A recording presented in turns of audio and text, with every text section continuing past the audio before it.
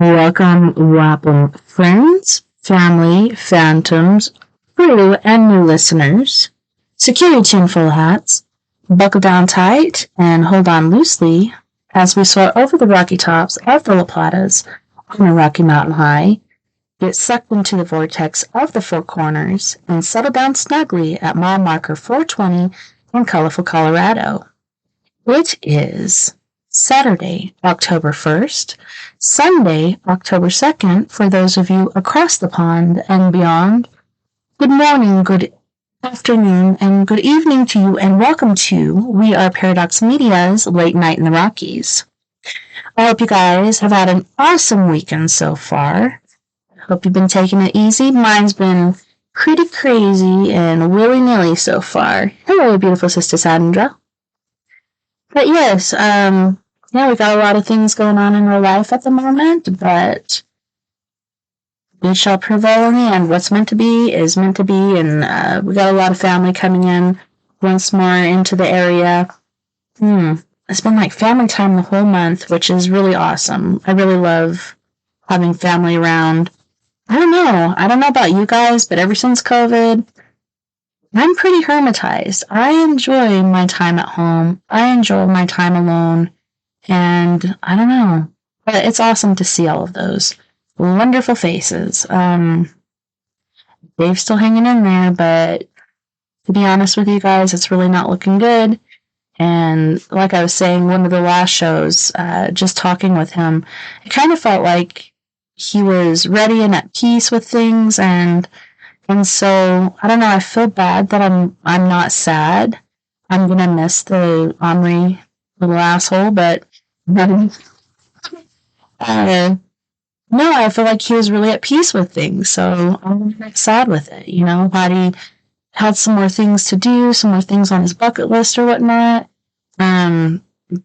Would be different, but he'd done all the things that he felt he needed to do in life, and I believe the only thing he really had left that he wanted to do was, sell off his part of the ranch and buy a motorhome and travel the world, which Dave loves to drive. And there's so many places he can go because he's got so many friends. Like, his whole family, they've been musicians their whole life, like ever since they were little kids, little babies. But, that conversation I had with them that Friday before his demise just really kind of put a sugar coating on things for me. I don't know. I feel like he's at peace. I don't think he's scared. I think he's ready, and I'm not going to say that to a lot of people because they might be angry with me or offended, like, oh, well, you just want him to go. And that's not the case. I'd love it if they've stuck around another 50 years or whatnot, but still putting out that positive energy, positive light towards him. So if you can do so, put out some positive energy and light for Dave and for his brother Vern and his nephews and his sons and his grandsons especially really depended on him. So yeah, if you could do that, that'd be amazing. Sorry, I got so wound up with things, I forgot to introduce myself. I'm your host, TessaTNT, and we're broadcasting live from the Mile High Clubhouse tonight. And this microphone seems like it's really hot to me tonight. And I don't know why it's doing that. Sometimes things are just kind of weird. So let me try to move this around a little bit. Maybe if I get it a little further away from me, it still doesn't seem to be working. So I'm not sure if my computer is picking up too. But yeah, at least we have sound. That's the most important thing. So if you're listening to us live tonight, you may be listening to us on Spreaker.com under We Are Paradox Media. You may also find us live on KPNL Radio, which you can find on the internet at KPNL Radio at kpnl-db.com. We are also live tonight on eTalk Radio, which you can find at etalk.tv/radio. And they got a lot of awesome shows going on all week long over there, so make sure you go and check that out. If you want to listen to us on your free time, if you're working out, as I said before, go to Spreaker under We Are Paradox Media, Spotify, Apple Podcast, Google Podcasts, iTunes, iHeartRadio, CastBox, Tumblr, SoundCloud, TuneIn Radio, Deezer, Podcast Addict, Podcast Chaser, Podcast Vine, or actually it's called Podvine, and eTalk Radio, or etalk.tv/radio.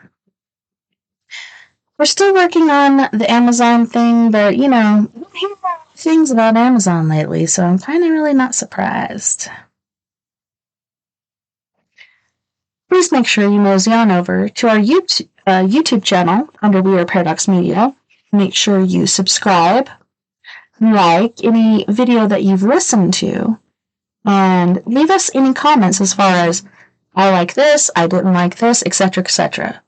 I just want to hear from you guys. And if there's a guest that you'd like to have on, just let me know, and I will put it out there to the universe. Sandra's saying, it's hot. I'm clear. It's hot here too, and I'm surprised it's not as muggy as it has been, because it has continued to rain. But yeah, put prayers out there for people in Cuba, Florida, South Carolina. I think North Carolina's getting it now, and people up that direction. But yeah, things are going crazy in the world today. Putin's talking about using a nuke because the United States used a nuke, so, I'm more than justified for using a nuke. Nobody is justified in doing that. We learned our lesson. We did it. We learned, hey, maybe that wasn't the best decision.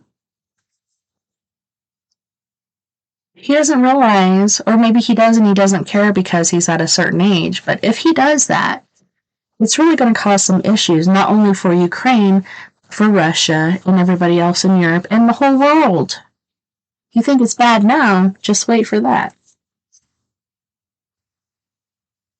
You guys do know, I do have to take a dig in that grave we call the Face of Horror.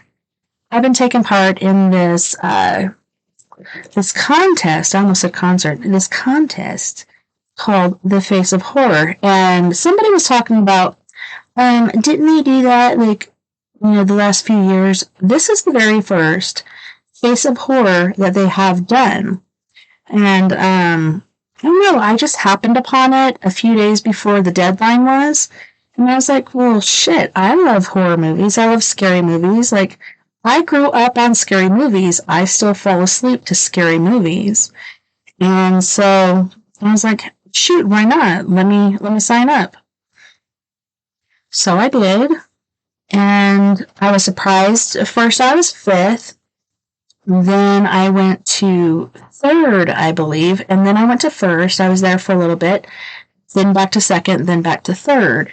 And I think the hardest part about it is getting everybody to vote every day. And the other hard part about it is the people that are putting this on, instead of doing it within the range of a day. So let's go, we're starting at 8 o'clock p.m. So let's go to 8 o'clock p.m. the next day. So every 24 hours or every day, whatever. But they're not doing that. If you vote a specific time, they're making you vote that specific time or later. So it kind of turns into a mess. But yeah, I'm excited about it. It's been going good. I've been passing out flyers everywhere. I have a flyer in the back of my car. There's so many people that I don't even know are voting for me. And some of my friends are voting for me. And it's just been pretty intense and stressful. And I can't wait for the 10th of November for this to all be over. Hopefully it doesn't end sooner than that. Hopefully I'll be there till the end. But the prizes for this is, so I would get a photo shoot with Kane Hodder.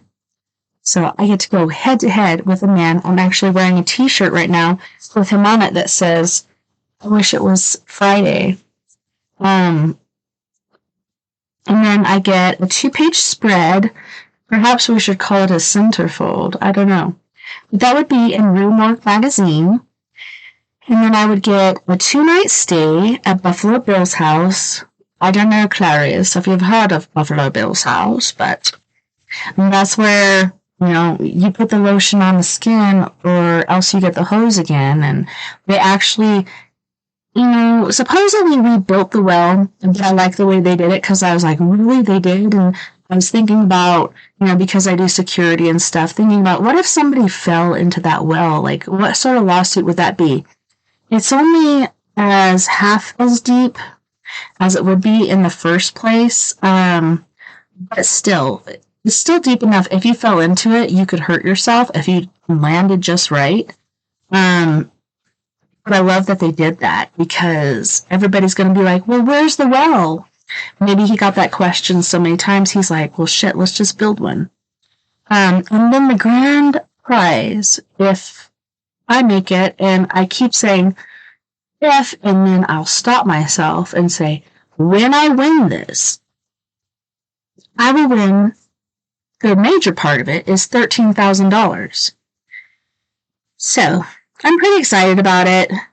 I get to do a interview with Kane Hodder. He's been doing so many Jason movies. Rumorg Magazine, they're awesome if you're into horror and you love doing that, watching them. Sorry, I'm already, the end of September, I'm already starting to get ready for Halloween. I think Halloween should last for longer than it does, but that's just me. My sister is totally different. For her, it's Christmas. As soon as it's Thanksgiving time, or even before, like this year, Mom was gone to her new cabin that she inherited, and so Amanda had the place to herself, and Mom would never do it before. So since Mom was gone, she put up her Christmas shenanigans. And I'm like, you go, girl. Like, whatever makes you happy. I'm happy for you. Thank you, Sandra. Sandra is going to vote right now. If you want to go vote right now as well, go to faceofhorror.org/2022/Tessa-Thomas-Peterson. That is faceofhorror.org/2022/Tessa-Thomas-Peterson. Some people call it a hyphen. Sometimes when I say hyphen, people think other things. Oh my gosh, it's been such a busy day. I had planned to sleep in pretty late today, but that was not in the cards. It was not. So when I get woken up, it takes me a bit to get back to sleep, and I wasn't quite able to do that, so I'm sitting there, watching the news and other boring things that could possibly put me back to sleep. Excuse me. And then my husband calls and says, guess what? Cousin Colleen's going to be in town, and she's going to be staying in our guest room, and blah, blah, blah. So I already had the guest room cleaned, new sheets, everything. I should have dusted off the comforter on top because the dust problem here is immense. There's been wind, rain, all kinds of things going on. It just seems to get in. Even though we have the windows closed and such, it still gets in, but should have dusted off the comforter, but cleaned other things. Cat box, hamster cage, bathroom. The toilet. That's the one thing nobody wants to touch, so I bought a special magical pair of gloves for cleaning the toilet today. It's hard because we have hard water, so no matter how hard you clean it or how much you clean it, it's still got that ugly, yucky film in there, and I just hate it. It just makes me feel like I cleaned it and it still looks ugly. What am I going to do? So yeah, if you guys would vote for me, that'd be awesome. Also, if you go to faceofhorror.org, you could check out the different things as far as if you do pay for votes, at least, not just, but at least 25% is going to go to the B Plus Foundation. And these guys are amazing. They're helping kids with childhood cancer, which cancer is horrific anyways. But for kids to go through it, that's just fucking ridiculous. But yeah, they're doing that for kids with cancer and their families that are there for them, etc. And so yeah, I'm thinking they're raising money to get the grand prize money, and whatever after that, we'll go to that. But I'm thinking it's at least 25%, but they know they're going to make more money than that. So that it's going to be more than 25%. I guarantee it. I'm seeing in my head right now, and I'm feeling like my mediumistic psychic features warming up. I'm thinking it's going to be at least 45% of what everybody donates, because I think people are going hog wild over this. I think that's how I got kicked from first to third, is because somebody's got a rich uncle or something. But I'm still trying. I'm not throwing in the towel because I know I got this. I got this.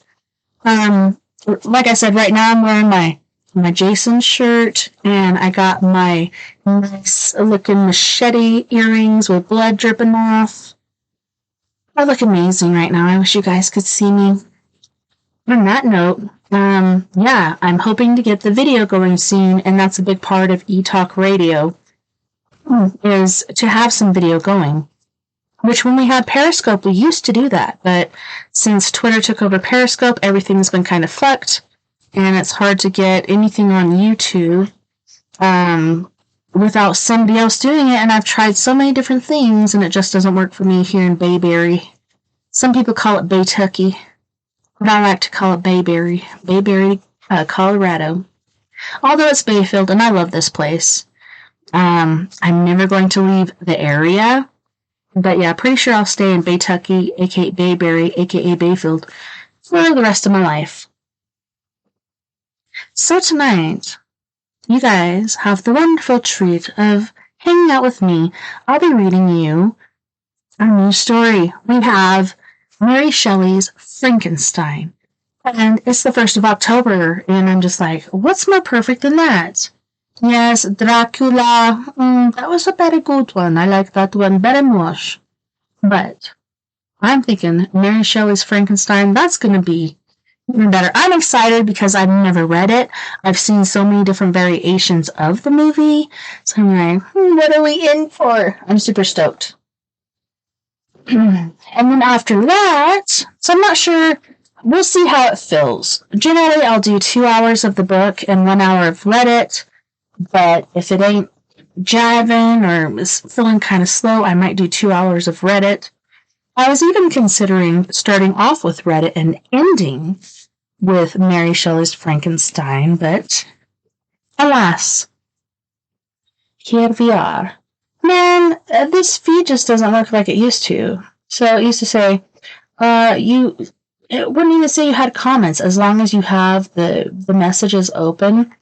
It would show you what's going on, but here, it is chopping my hide.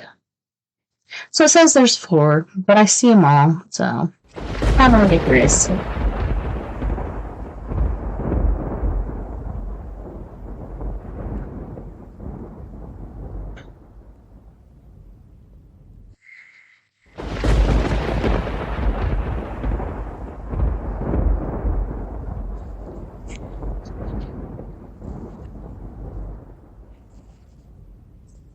Welcome to Storytime with TessaTNT. Frankenstein by Mary Shelley. So there's a couple little things going on here before the story starts, and it said, "Did I request thee, maker, from my clay, to mold me, man? Did I solicit thee from darkness to promote me?" Paradise Lost. And it says, "To William Godwin, author of Political Justice, Caleb Williams, and C. These volumes are respectfully inscribed by the author." Author's Introduction to the Standard Novels Edition, 1831. Can you believe it? I'm going to try to scoot back to see if that helps. Hold on. I don't finagle the microphone. I'm on mute. Please don't protest too much. I'm trying here.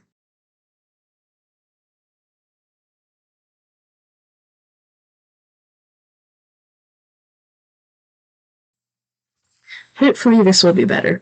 Kind of looks better already, but still looks really hot. The publishers of the Standard Novels, in selecting Frankenstein for one of their series, expressed a wish that I should furnish them with some account of the origin of the story. I am the more willing to comply because I shall thus give a general answer to the question, so very frequently asked me, how I, then a young girl, came to think of and to dilate upon so very hideous an idea. It is true that I am very averse to bringing myself forward in print, but as my account will only appear as an appendage to a former production, and as it will be confined to such topics as have connection with my authorship alone, I can scarcely accuse myself of a personal intrusion. It is not singular that, as the daughter of two persons of distinguished literary celebrity, I should very early in life have thought of writing. As a child I scribbled, and my favorite pastime during the hours given me for recreation was to write stories. Still, I had a clearer pleasure than this, which was the formation of castles in the air, the indulging in waking dreams, the following up trains of thought, which had for their subject the formation of a succession of imaginary incidents. My dreams were at once more fantastic and agreeable than my writings.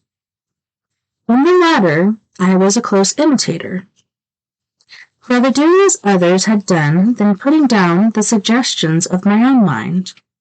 What I wrote was intended at least for one other eye, my childhood's companion and friend, but my dreams were all my own. I accounted for them to nobody. They were my refuge when annoyed, my dearest pleasure when free.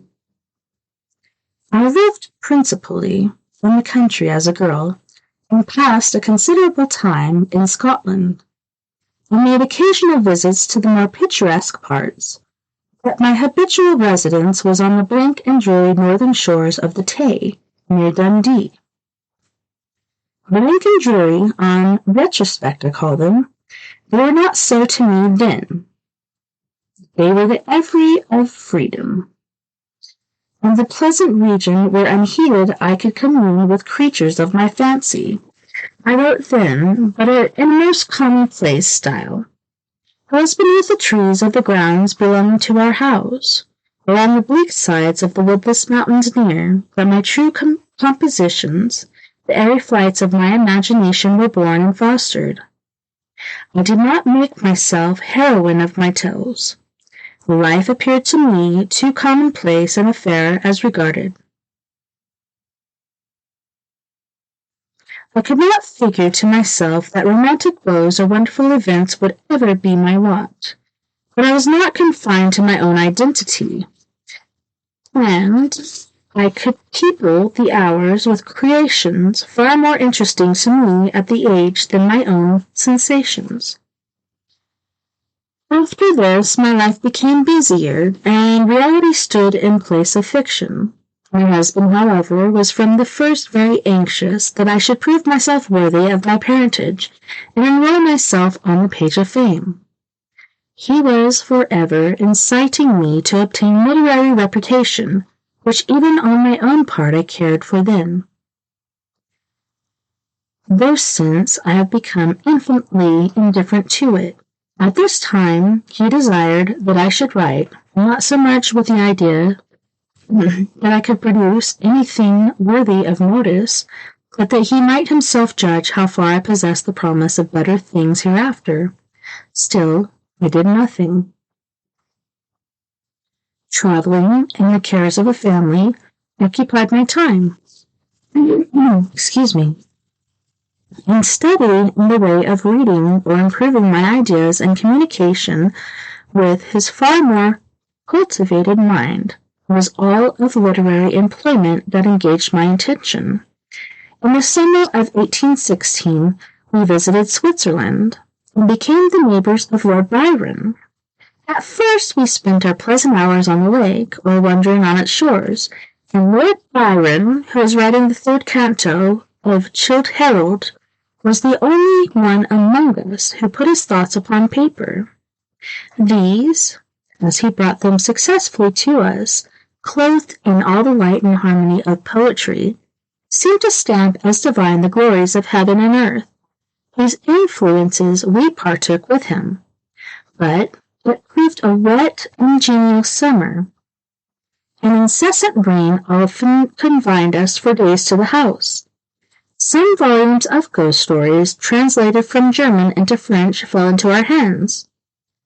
There was the history of the inconstant lover, who, when he thought to clasp the bride to whom he had pledged his vows, found himself in the arms of a pale ghost of her whom he had deserted. There was the tale of the sinful founder of his race, whose miserable doom it was to bestow the kiss of death on all the younger sons of his fated house, just when they reached the age of promise. His gigantic, shadowy form, clothed like the ghost of Hamlet in complete armor, but with the beaver up, was seen at midnight by the moon's fitful beams to advance slowly along the gloomy avenue.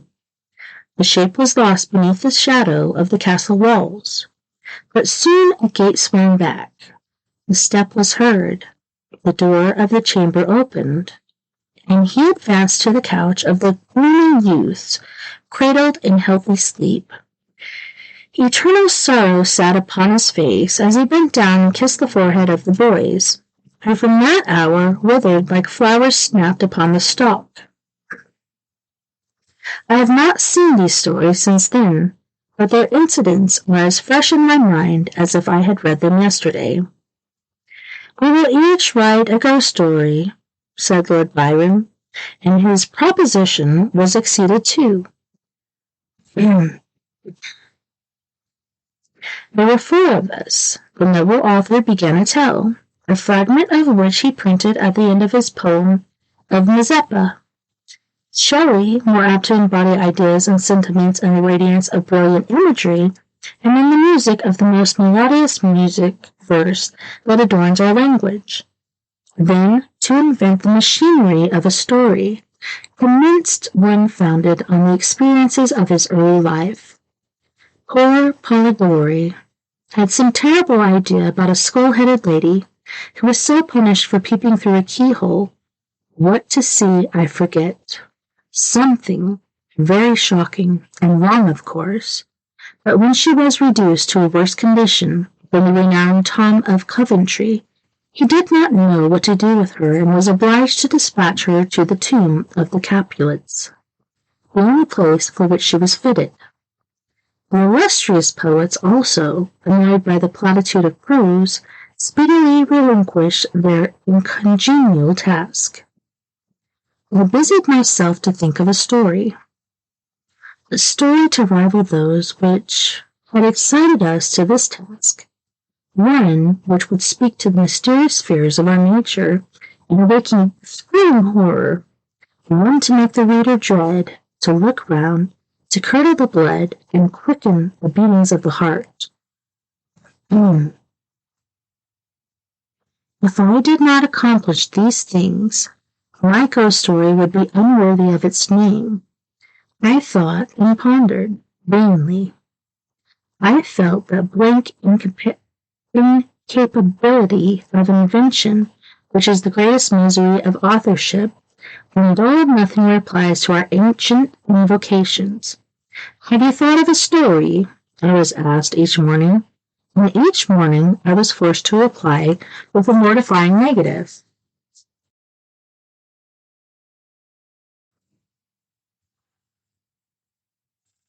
Everything must have a beginning. To speak in Sanchini phrase, and that beginning must be linked to something that went before. The Hindus give the world an elephant to support it, but they make the elephant stand upon a tortoise. Invention, it must be humbly admitted, does not consist in creating out of void, but out of chaos. The materials must, in the first place, be afforded. They can give form to dark, shapeless substances, but cannot bring into being the substance itself. In all matters of discovery and invention, even those that appertain to the imagination, we are continually reminded of the story of Columbus and the egg. Invention consists in the capacity of seizing on the capabilities of a subject and, and the power of molding and fashioning ideas suggested to it. Many and long were the conversations between Lord Byron and Shelley, to which I was a devout but nearly silent listener. During one of these, very philosophical doctrines were discussed, and among others, the nature of the principle of life, and whether there was any probability of its ever being discovered and communicated. We talked of the experiments of Dr. Darwin. I speak not of what the doctor really did or said that he did, but, as more to my purpose, of what was then spoken of as having been done by him. He preserved a piece of vermicelli in a glass case, till, by some extraordinary means, it began to move with voluntary motion. Not thus, after all, would life be given. Perhaps the corpse would be reanimated. Galvanism had given token of such things. Perhaps the component parts of a creature might be manufactured, brought together, and endued with vital warmth. Night waned upon this talk, and even the witching hour had gone, before we retired to rest. When I placed my head on my pillow, I did not sleep, nor could I be said to think. My imagination, unbidden, possessed and guided me, gifted the successive images that arose in my mind with a vividness far beyond the usual bounds of reverie. I saw, with shut eyes, but acute mental vision. I saw the pale student of unhallowed arts kneeling beside the thing he had put together. I saw the hideous phantasm of a man stretched out, and then, on the working of some powerful engine, show signs of life and stir with an uneasy, half-vital motion. Frightful must it be, for supremely frightful would be the effect of any human endeavor to mark the stupendous mechanism of the Creator of the world. His success would terrify the artist. He would rush away from his odious handiwork, horror-stricken. He would hope that, left to itself, the slight spark of life which he had communicated would fade, that this thing, which had received such imperfect animation, would subside into dead matter, and he might sleep in the belief the silence of the grave would quench forever the transient existence of the hideous corpse which he had looked upon as the cradle of life. He sleeps, but he is awakened. He opened his eyes. Behold, the horrid thing stands at his bedside, opening his curtains and looking on him with yellow, watery, but speculative eyes. I opened mine in terror. The idea so possessed my mind that a thrill of fear ran through me, and I wished to exchange the ghastly image of my fancy for the realities around. I see them still, the very room, dark parquet, the closed shutters, the moonlight struggling through, and the sense I had that the glassy lake and white high Alps were beyond. I could not so easily get rid of my hideous phantom. Still, it haunted me. I must try to think of something else. I recurred to my ghost story, my tiresome, unlucky ghost story. Oh, if I could only contrive one which would frighten the reader as I myself had been frightened that night. Swift as light and as cheering was with the idea that broke in upon me. I have found it. What terrified me will terrify others, and I need only describe the spectre which had haunted my midnight pillow. On the morrow I announced that I had thought of a story. I began that day with words. It was on a dreary night of November, making only a transcript of the grim terrors of my waking dream. At first I thought but a few pages of a short tale, but Shelley urged me to develop the idea of greater length. I certainly did not owe the suggestion of one incident, not scarcely of one train of feeling, to my husband, and yet for his incitement it would never have taken the form in which it was presented to the world. From this declaration I must accept the preface. As far as I can recollect, it was entirely written by him. And now, once again, I bid my hideous prodigy go forth and prosper. I have an affection for it was the offspring of happy days, when death and grief were but words, which found no true echo in my heart. Its several pages speak of many a walk, many a drive, and many a conversation, when I was not alone, and my companion was one who, in this world, I shall never see more. But this is for myself. My readers have nothing to do with these associations. I will add but one word as to the alterations I have made. They are principally those of style. I have changed no portion of the story, nor introduced any new ideas or circumstances. I have mended the language where it was so bold as to interfere with the interest of the narrative, and these changes occur almost exclusively in the beginning of the first volume. Throughout, they are entirely confined to such parts as are mere adjuncts to the story, leaving the core and substance of it untouched. N.W.S. London, October 15th, 1831.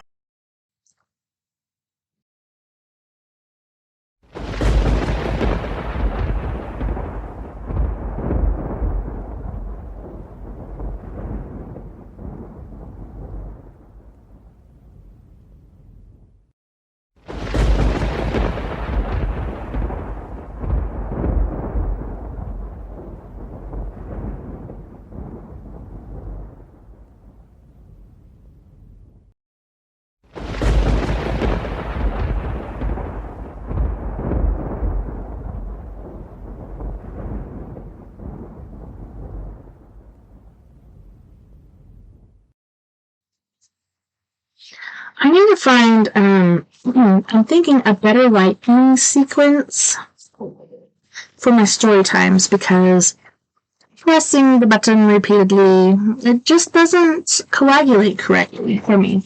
But let me look over here in chat really quick, because it says there's, oh look, it's a robot. That's Frankenstein, Frederick Frankenstein. Indeed it is. Man. Preface by P.B. Shelley, 1818. So, okay, didn't that one say 1831? Yes, 1831. So I guess they had this idea in 1818. I don't know, just thinking of it, I really need to hit my vape again. And somebody told me today, you need to quit that. And I'm like, at least I'm not smoking like several cigars a day. Isn't this better and not as manly? Doesn't this make you feel more comfortable? Just kidding.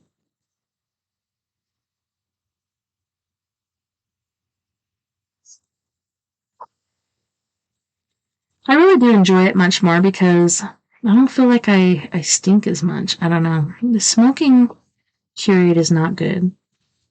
So, in the event on which this fiction is founded has been supposed by Dr. Darwin and some of the physiological writers of Germany as not of impossible occurrence.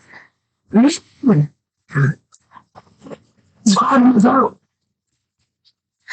that got rid of him. I don't know. I'm not quite convinced.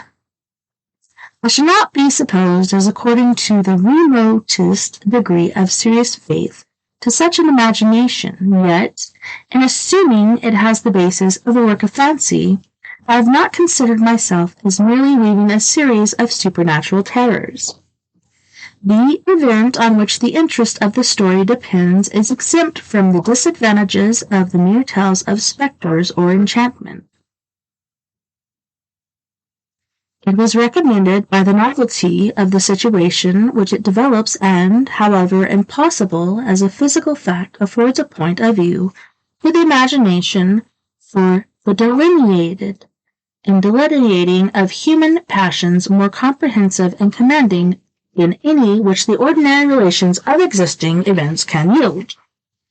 I have thus endeavored to persevere the truth of the elementary principles of human nature, while I have not scrupled the innovate upon their combinations, the Iliad, the tragic poetry of Greece, or is it the Iliad?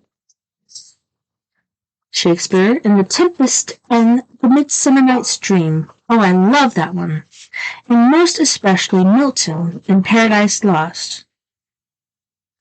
See, I try to be quiet to see if the dogs are coming through, but then they only bark when I'm not talking. So, I don't know. I can't tell. They only bark when I'm talking. They don't when I'm not. I don't see it coming through. Hopefully you don't hear that because it's annoying. Anyways, I love Midsummer Night's Dream. That was very fun. Most especially Milton in Paradise Lost conformed to this rule, and the most humble novelist who seeks to confer or receive amusement from his labors may, without presumption, apply to prose fictions a license, or rather a rule, from the adoption of which so many exquisite combinations of many human feelings have resulted in high specimens of poetry.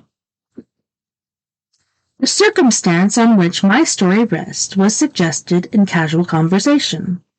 It was commenced partly as a source of amusement, and partly as an expedient for exercising any untried resources of mind. Other motives were mingled with these as the work proceeded. I am by no means indifferent to the manner in which whatever moral tendencies exist in the sentiments or characters it contains shall affect the reader. Yet, my chief concern in this respect has been limited to avoiding the enervating effects of the novels of the present day, and to the exhibition of the amiableness of domestic affection and the excellence of universal virtue. The opinions which naturally spring from the character and situation of hero are by no means to be conceived as existing always in my own conviction, nor is any inference justly to be drawn from the following pages as prejudiced any philosophical doctrine of whatever kind. It is a subject also of additional interest to the author that this story was begun in the majestic region where the sense of principally laid, and in society which cannot cease to be regretted. I passed the summer of 1816 in the environs of Geneva. The season was cold and rainy, and in the evenings we crowded around a blazing wood fire, and occasionally amused ourselves with some German stories of ghosts, which happened to fall into our hands. These tales excited in us a playful desire of imitation. Two other friends, a tale from the pen of one of whom would be far more acceptable to public than anything I can ever hope to produce, and I myself agreed to write each a story founded on some supernatural occurrence. The weather, however, suddenly became serene, and my two friends left me on a journey among the Alps and lost in the magnificent scenes which they present on the memory of their ghostly visions. The following tale is the only one which has been completed. Marlowe, September 1817.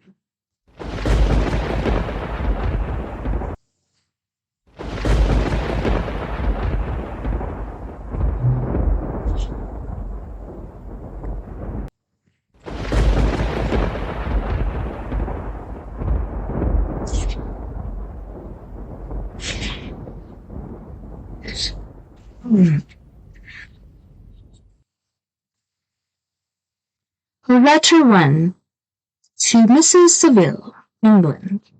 St. Petersburg, December 11th, 17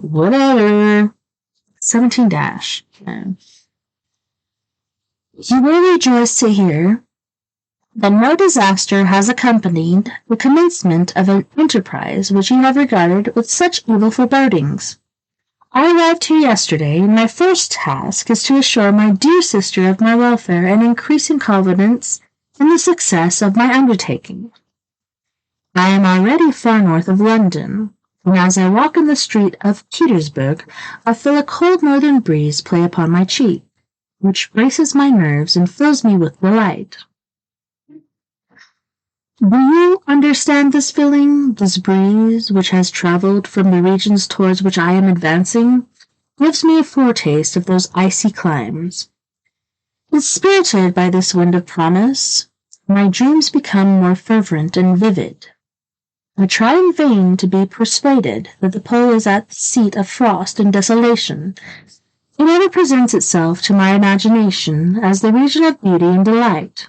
There, Margaret, the sun is forever visible, its broad disk just skittering the horizon and diffusing a perpetual splendor. There, for with your leave, my sister, I will put some trust in preceding navigators. There snow and frost are banished, and, sailing over a calm sea, we may be wafted to a land surpassing in the wonders and in beauty every region hitherto discovered on the habitable globe. Its productions and features may be without example, as the phenomena of that heavenly bodies undoubtedly are in those undiscovered solitudes.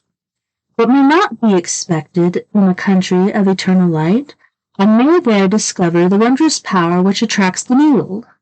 It may regulate 1,000 celestial observations that require only this voyage to render their seeming eccentricities consistent forever. I shall satiate my ardent curiosity with the sight of a part of the world never before visited, and may tread a land never before imprinted by the foot of man. These are my enticements, and they are sufficient to conquer all fear of danger or death, and to induce me to commence these laborious voyage with the joy a child feels when he embarks in a little boat, with his holiday mates, on an expedition of discovery up his native river. But supposing all these conjectures be false, you cannot contest the inestimable benefit which I shall confer on all mankind to the last generation, by discovering a passage near the pole to those countries to reach which at present so many months are requisite, or by ascertaining the secret of the magnet, which, if at all possible, can only be effected by an undertaking such as mine. These reflections have dispelled the agitation with which I began my letter, and I feel my heart glow with an enthusiasm which elevates me to heaven, for nothing contributes so much to tranquilize the mind as a steady purpose, a point on which the soul may fix its intellectual eye. This expedition has been the favorite dream of my early years. I have read with ardor the accounts of the favorite dream, the various voyages which have been made in the prospect of arriving at the North Pacific Ocean through the seas which surround the pole.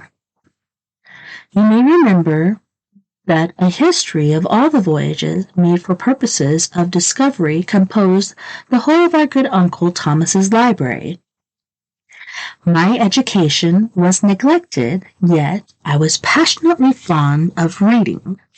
These volumes were my study day and night, and my familiarity with them increased that regret which I had felt as a child on learning that my father's dying injunction had forbidden my uncle to allow me to embark in a seafaring life. These visions faded when I perused, for the first time, those poets whose effusions entranced my soul and lifted it to heaven. I also became a poet, and for 1 year lived in a paradise of my own creation. I imagined that I also might attain a niche in the temple where the names of Homer and Shakespeare are consecrated. You are well acquainted with my failure, and how heavily I bore the disappointment.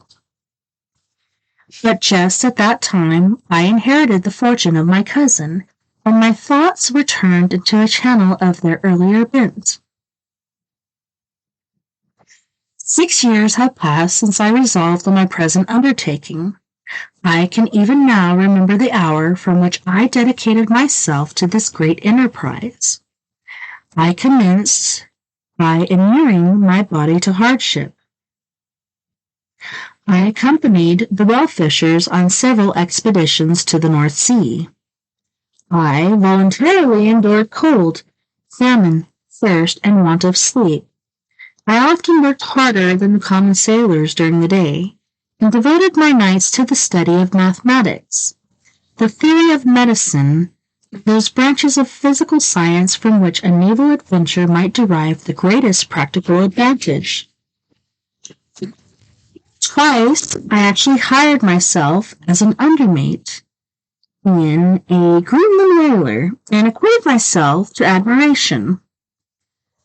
I must own I felt a little proud when my captain offered me the second dignity in the vessel and entreated me to remain with the greatest earnestness. So valuable did he consider my services, and now, dear Margaret, do I not deserve to accomplish some great purpose? My life might have passed in ease and luxury, but I preferred glory to every enticement that wealth placed in my path. Oh, that some encouraging voice would answer in the affirmative.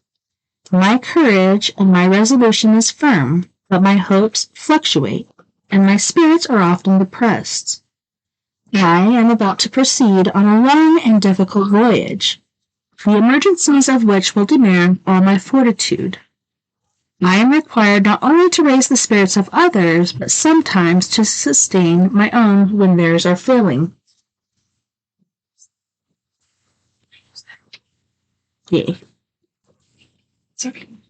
This is the most favorable period for traveling in Russia. They fly quickly over the snow in their sledges. The motion is pleasant, and, in my opinion, far more agreeable than that of an English stagecoach. The cold is not excessive if you are wrapped in furs, a dress which I have already adopted. For there is a great difference between walking the deck and remaining seated motionless for hours, when no exercise prevents the blood from actually freezing in your veins.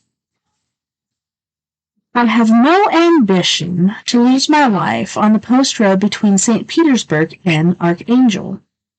I shall depart for the latter town in a fortnight or 3 weeks, and my intention is to hire a ship there, which can easily be done by paying the insurance for the owner, and to engage as many sailors as I think necessary among those who are accustomed to the whale fishing. I do not intend to sail until the month of June, and when shall I return? Ah, dear sister, how can I answer this question? If I succeed, many months, perhaps years, will pass before you and I may meet. If I fail, you will see me again sooner, or never. Farewell, my dear, excellent Margaret. Heaven shower down blessings on you and save me, and I may again and again testify my gratitude for all your love and kindness. Your affectionate brother, R. Walter.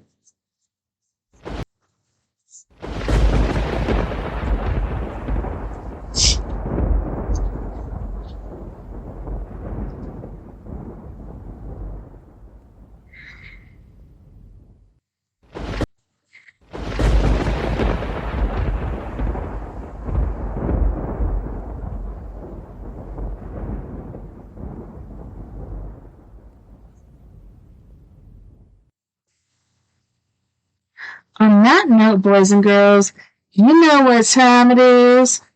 It's music time. So, on our storytime nights, we do have a little bit longer of a break than we do when we have a guest on, because guests are just raring to go and ready to talk, and I need to hit the head and tend to kids and do all those fun little things that we all love to do. I love life. It's so amazing. But on this break, we have Miss Mia Savage with Antidote for Savages. She's going to be singing to your grave, your skeleton. She wants to be buried in heaven, and we're going to come down on our new reality. You guys don't go anywhere. We'll be right back after this music break.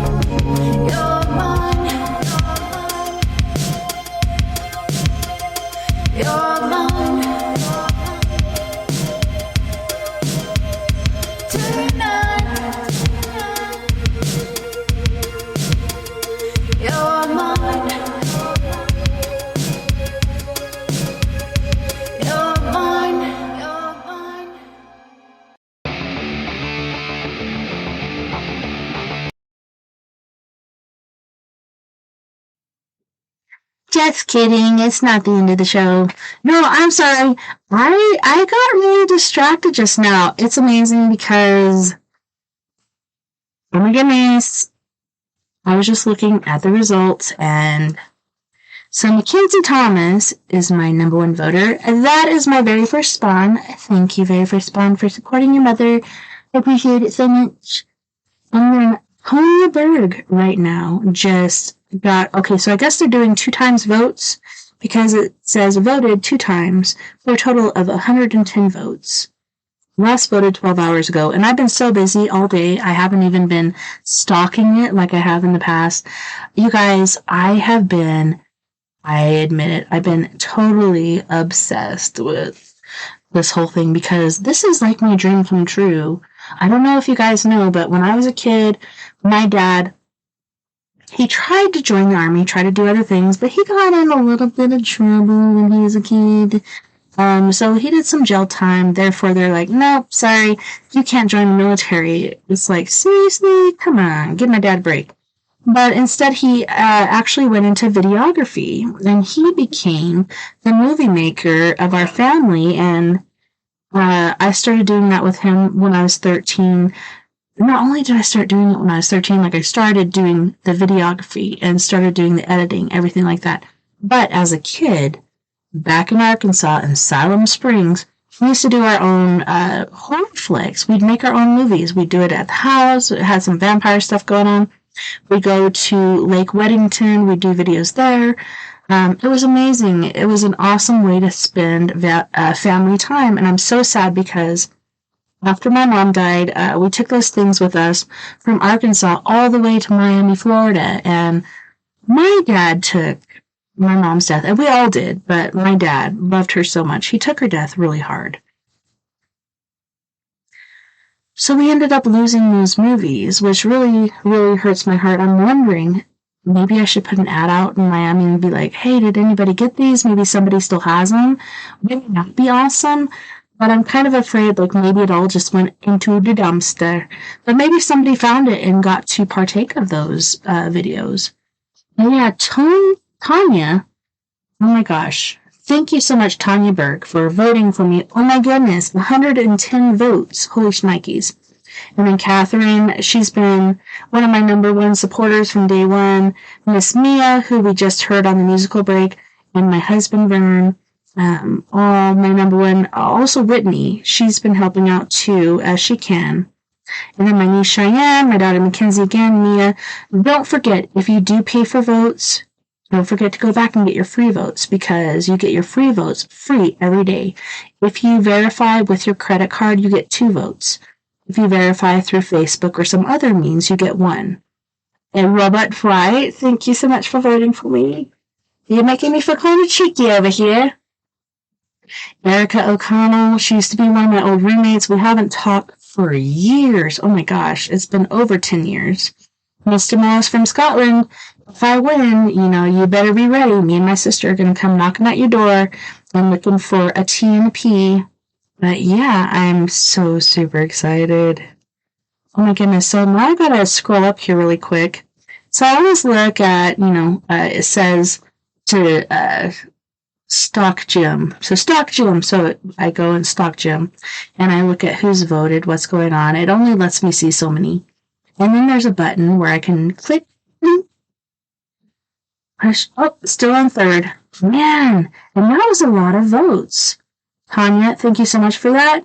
You got us even closer to second and first place. Hoping to get through this. I'll have to look. So it's not saying there's 2 times votes. So, oh my goodness, that was a super huge donation, Tanya.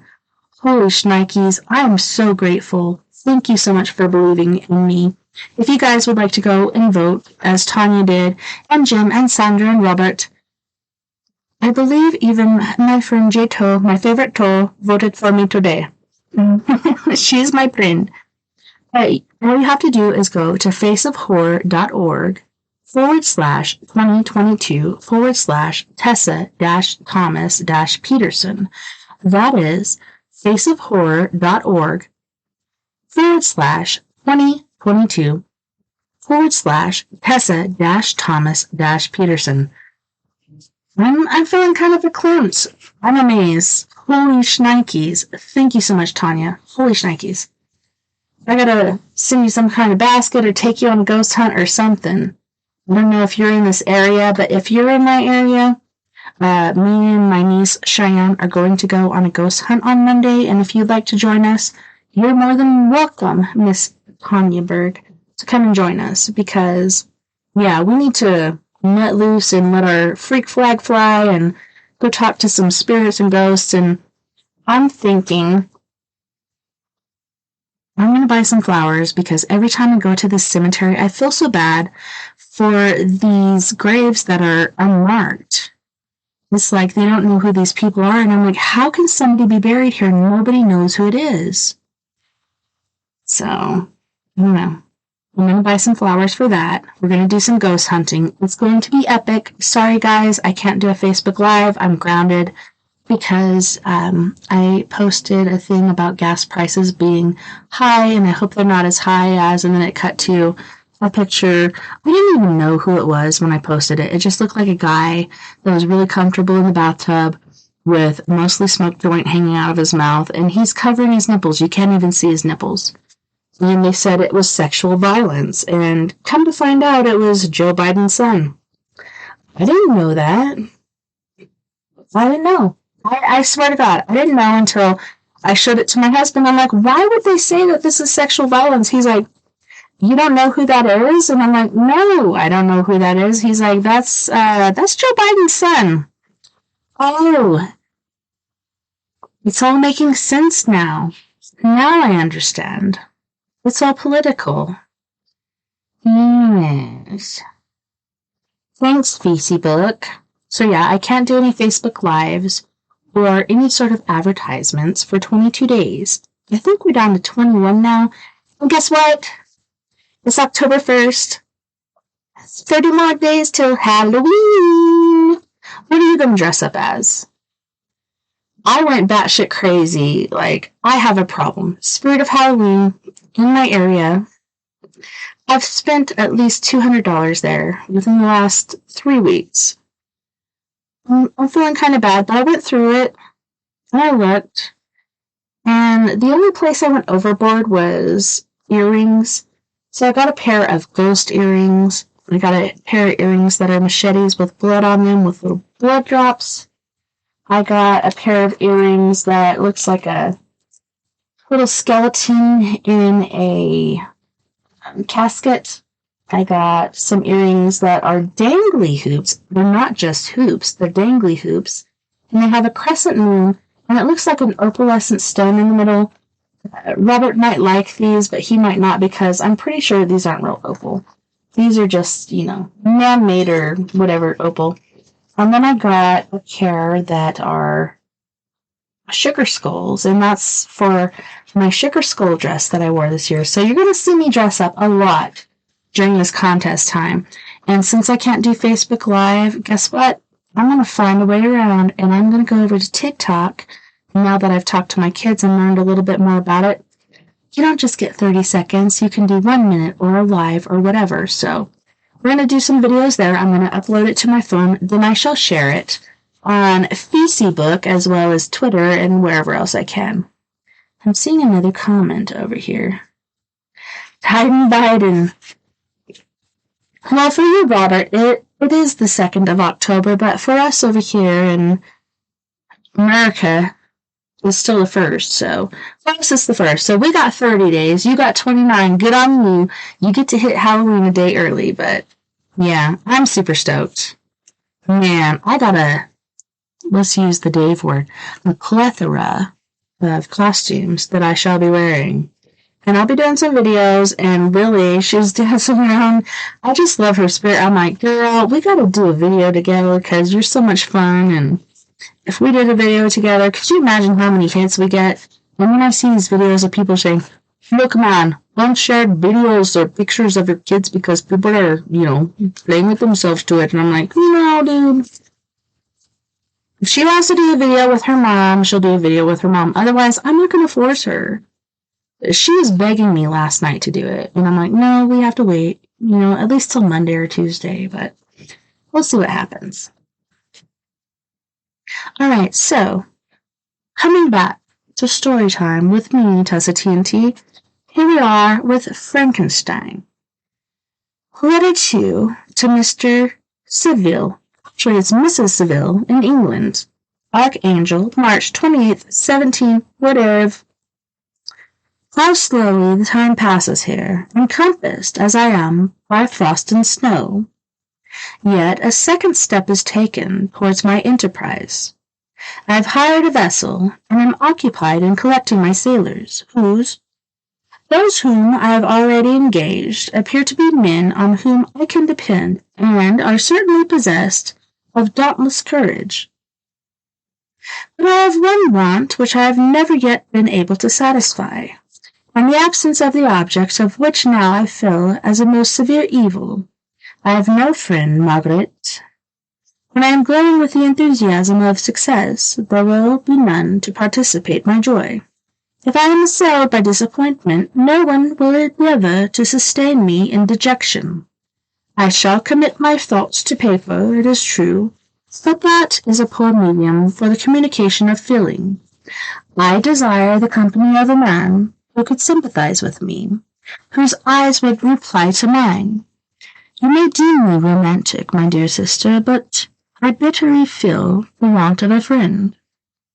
I have no one near me, gentle yet courageous, possessed of a cultivated as well as of a capacious mind, whose tastes are like my own to approve or amend my plans. How would such a friend repair the faults of your poor brother? I am too ardent in execution and too impatient of difficulties, but it is still greater evil to me that I am self-educated. For the first 14 years of my life, I ran wild on a common and read nothing but our Uncle Thomas's books of voyages. At that age, I became acquainted with the celebrated poets of our own country, but it was only when it had ceased to be in my power to derive its most important benefits from such a conviction that I perceived the necessity of becoming acquainted with more languages than that of my native country. Now I am 28, and am in reality more illiterate than many schoolboys of 15. It is true that I have thought more, and that my daydreams are more extended and magnificent, but they want, as the painters call it, keeping. And I greatly need a friend who would have sense enough not to despise me as romantic, and affection enough for me to endeavor to regulate my mind.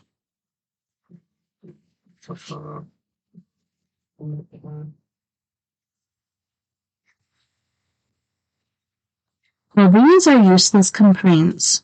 I shall certainly find no friend on the wide ocean, nor even here in Archangel, among merchants and seamen. Yet some feelings unallied to the droves of human nature beat even in these rugged bosoms. My lieutenant, for instance, is a man of wonderful courage and enterprise. He is madly desirous of glory, or rather, to word my phrase more characteristically, of advancement in his profession. He is an Englishman, and in the midst of national and professional prejudices, unsoftened by cultivation, retains some of the noblest endowments of humanity. I first became acquainted with him on board a whale vessel, finding that he was unemployed in this city. I easily engaged him to assist in my enterprise. The master is a person of an excellent disposition, and is remarkable in the ship for his gentleness and the mildness of his discipline. This circumstance, added to his well-known integrity and dauntless courage, made me very desirous to engage him. The youth passed in solitude, my best years spent under your gentle and feminine fosterage, has so refined the groundwork of my character that I cannot overcome an intense distaste to the usual brutality exercised on board ship. I have never believed it to be necessary, and when I heard of a mariner equally noted for his kindness of heart, and the respect and obedience paid to him by his crew, I felt myself peculiarly fortunate in being able to secure his services. I heard of him first in rather a romantic manner, from a lady who owes to him the happiness of her life. This, briefly, is his story. Some years ago, he loved a young Russian lady of moderate fortune, and having amassed a considerable sum in prize money, the father of the girl consented to the match. He saw his mistress once before the destined ceremony, but she was bathed in tears and, throwing herself at his feet, entreated him to spare her, confessing at the time that she loved another, but that he was poor and that her father would never consent to the union. My generous friend reassured the suppliant, and, on being informed of the name of her lover, instantly abounded his pursuit. He had already bought a farm with his money, on which he had designed to pass the remainder of his life, but he bestowed the whole on his rival, together with the remains of his prize money to purchase stock, and then himself solicited the young woman's father to consent to her marriage with her lover. But the old man decidedly refused, thinking himself bound in honor to my friend, who, when he found the father inexorable, quitted his country, nor returned until he heard that his former mistress was married according to her inclinations. "What a noble fellow!" you will exclaim. He is so, but then he is wholly uneducated. He is as silent as a Turk, and a kind of ignorant carelessness attends him, which, while it renders his conduct the more astonishing, detracts from the interest and sympathy which otherwise he would command. Yet do not suppose, because I complain a little, or because I can conceive a consolation for my toils which I may never know, that I am wavering in my resolutions.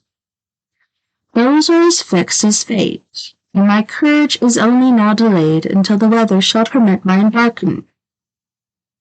The winter has been dreadfully severe, but the spring promises well, and it is considered as a remarkable early season, so that perhaps I may sail sooner than I expected. I shall do nothing rashly, you know me sufficiently to confide in my prejudice, and consideration is, whatever the safety of others is committed to my care. I cannot describe to you my sensations on the near prospect of my undertaking. It is impossible to communicate to you a conception of the trembling sensation, half pleasurable and half fearful, with which I am preparing to depart. I am going to unexplored regions, to the land of mist and snow, but I shall kill no albatross. Therefore, do not be alarmed for my safety, or if I should come back to you as lone and wilful as the ancient mariner, you will smile at my allusion, but I will disclose a secret. I have often attributed my attachment to, my passionate enthusiasm for, the dangerous mysteries of ocean to the production of the most imaginative of modern poets. There is something at work in my soul which I do not understand. I am practically industrious, painstaking, a workman to execute with perseverance and labor. But besides this, there is a love for the marvelous, a belief in the marvelous, intertwined in all my project, which hurries me out of the common pathways of men, even the wild sea and unvisited regions I am about to explore. But to return to drear considerations. Shall I meet you again, after having traversed immense seas, and returned by the most southern cape of Africa or America? I do not expect such success, yet I cannot bear to look on the reverse of the picture. Continue for the present to write to me by every opportunity. I may receive your letters on some occasions when I need them most to support my spirits. I love you very tenderly. Remember me with affection, should you never hear from me again. Your affectionate brother, Robert Bolton.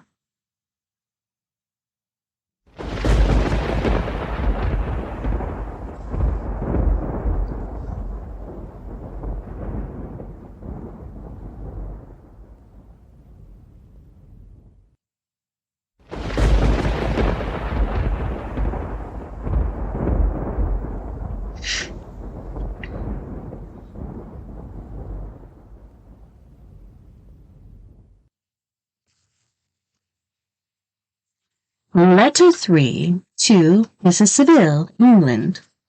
July 7th, 17, whatever.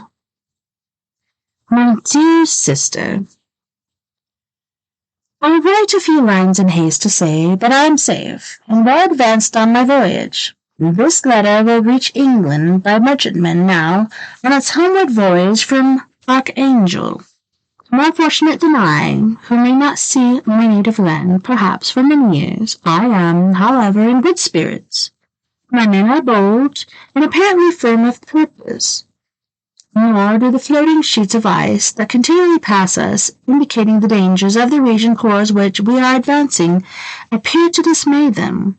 We have already reached a very high latitude, but it is the height of summer, and although not so warm as in England, the southern gales, which blow as speedily towards those shores which I so ardently desire to attain, breathe a degree of renovating warmth which I had not expected. No incidents have hitherto befallen us that would make a figure in a letter. One or two stiff gales and the springing of a leak are accidents which experienced navigators scarcely remember to record, and I shall be well content if nothing worse happen to us during our voyage. Adieu, my dear Margaret. Be assured that for my own sake, as well as yours, I will not rashly encounter danger. I will be cool, persevering, and prudent. But success shall crown my endeavors. Wherefore not? Thus far I have gone, tracing a secure way over the pathless seas, the very stars themselves being witnesses and testimonies of triumph. Why not still proceed over the unarmed yet obedient element? What can stop the determined heart and resolved will of man? My swelling heart involuntarily pours itself out thus, but I must finish. Heaven bless my beloved sister, R.W.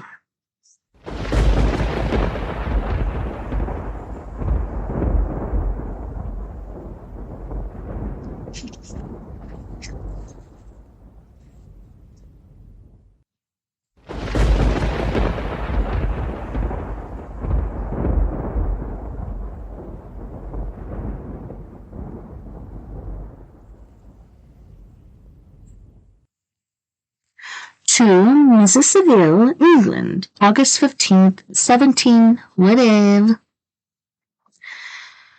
So strange an accident has happened to us that I cannot forbear recording it, although it is very probable that you will see me before these papers can come into your possession. Last Monday, July 31st, we were nearly surrounded by ice, which closed in the ship on all sides, scarcely leaving her the sea-room in which we floated. Our situation was somewhat dangerous, especially as we were encompassed round by a very thick fog. We accordingly lay to, hoping that some change would take place in the atmosphere and weather. About 2 o'clock, the mist cleared away, and we beheld, stretched out in every direction, vast and irregular plains of ice, which seemed to have no end. Some of my comrades groaned, and my own mind began to grow watchful with anxious thoughts, when a strange sight suddenly attracted our attention, and diverted our solitude from our own situations. We perceived a low carriage fixed on a sledge and drawn by dogs, pass on towards the north at the distance of half a mile. A being which had the shape of a man, but apparently gigantic of stature, sat in the sledge and guided the dogs. We watched the rapid progress of the traveler with our telescopes until he was lost among the distant inequalities of the ice. This disappearance or appearance excited our unqualified wonder. We were, as we believed, many hundred miles from any land, but this apparition seemed to denote that it was not in reality so distant as we had supposed. Shut in, however, by ice, it was impossible to follow his track, which we had observed with the greatest attention. About 2 hours after this occurrence we heard the ground sea, and before night the ice broke and freed our ship. We, however, lay to until the morning, fearing to encounter in the dark those large loose masses which float about after the breaking up of ice. I profited of this time to rest for a few hours. In the morning, however, as soon as it was light, I went upon the deck and found all the sailors busy on one side of the vessel, apparently talking to someone in the sea. It was, in fact, a sledge, like that we had seen before, which had drifted towards us in the night in a large fragment of ice. Only one dog remained alive, but there was a human being within it, whom the sailors were persuaded to enter the vessel. He was not as the other travelers seemed to be, a savage inhabitant of some undiscovered island, but a European. When I appeared on deck, the master said, "Here is our captain, and he will not allow you to perish on open sea."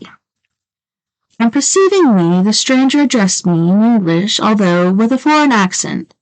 "Before I come on board your vessel," said he, "will you have the kindness to inform me whither you are bound?" You may conceive my astonishment on hearing such a question addressed to me from a man on the brink of destruction, and to whom I should have supposed that my vessel would have been a resource which he would not have exchanged for the most precious wealth the earth can afford. I replied, however, that we were on a voyage of discovery towards the northern pole. Upon hearing this, he appeared satisfied, and consented to come aboard.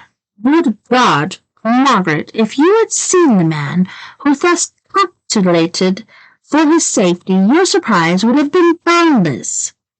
His limbs were nearly frozen, and his body dreadfully emaciated by fatigue and suffering. I never saw a man in so wretched a condition. We attempted to carry him into the cabin, but as soon as he had quitted the fresh air, he fainted. We accordingly brought him back to the deck and restored him to animation by rubbing him with brandy and forcing him to swallow a small quantity. As soon as he showed signs of life, we wrapped him up in blankets and placed him near the chimney of the kitchen stove. By slow degrees he recovered, and ate a little soup, which restored him wonderfully. 2 days passed in this manner before he was able to speak, and I often feared that his sufferings had deprived him of understanding. When he had in some measure recovered, I removed him to my own cabin and attended on him as much as my duty would permit. I never saw a more interesting creature. His eyes have generally an expression of wildness, and even madness, but there are moments when, if he performs an act of kindness towards him, or does him any most trifling service, his whole countenance is lightened up, as it were, with a beam of benevolence and sweetness that I never saw equalled. But he is generally melancholy and despairing, and sometimes he gnashes his teeth, as if impatient of the weight of woes that oppresses him. When my guest was a little recovered, I had great trouble to keep off the men, who wished to ask him 1,000 questions, but I would not allow him to be tormented by their idle curiosity, in a state of body and mind whose restoration evidently depended upon entire repose. Once, however, the lieutenant asked why he had come so far upon the ice in so strange a vehicle. His constantness instantly assumed an aspect of the deepest gloom, and he replied, "To seek one who fled from me." "And did the man whom you pursued travel in the same fashion?" "Yes." "Then I fancy we have seen him, for the day before we picked you up, we saw some dogs drawing a sledge with a man in it across the ice."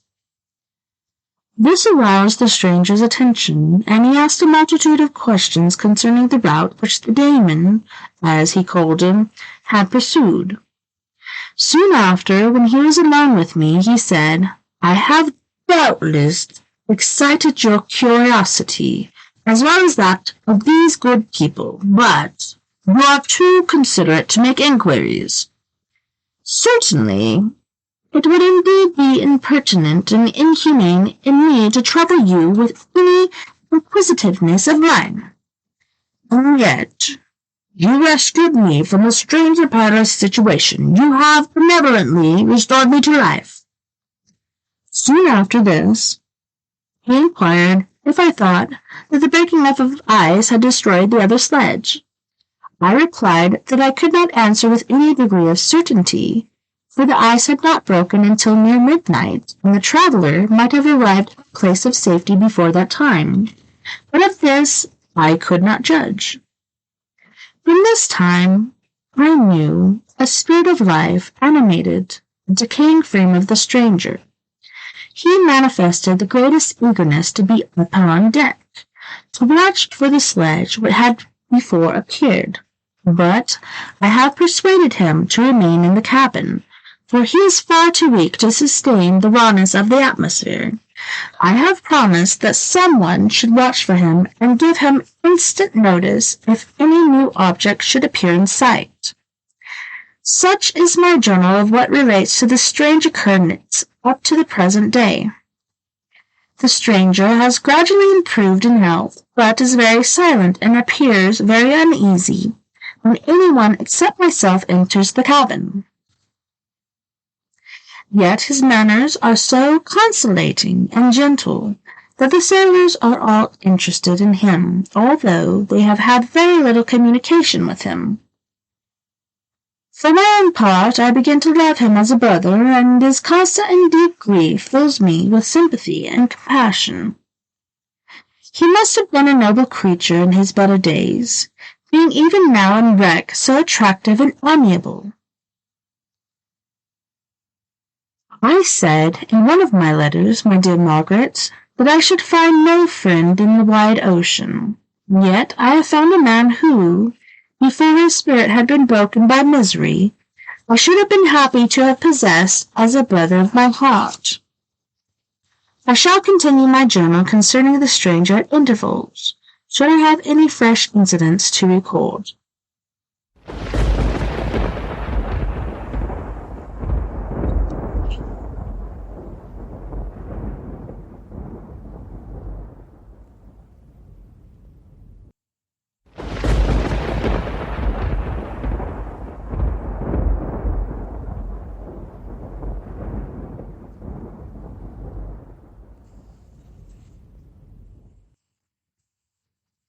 August 13th, 17 live.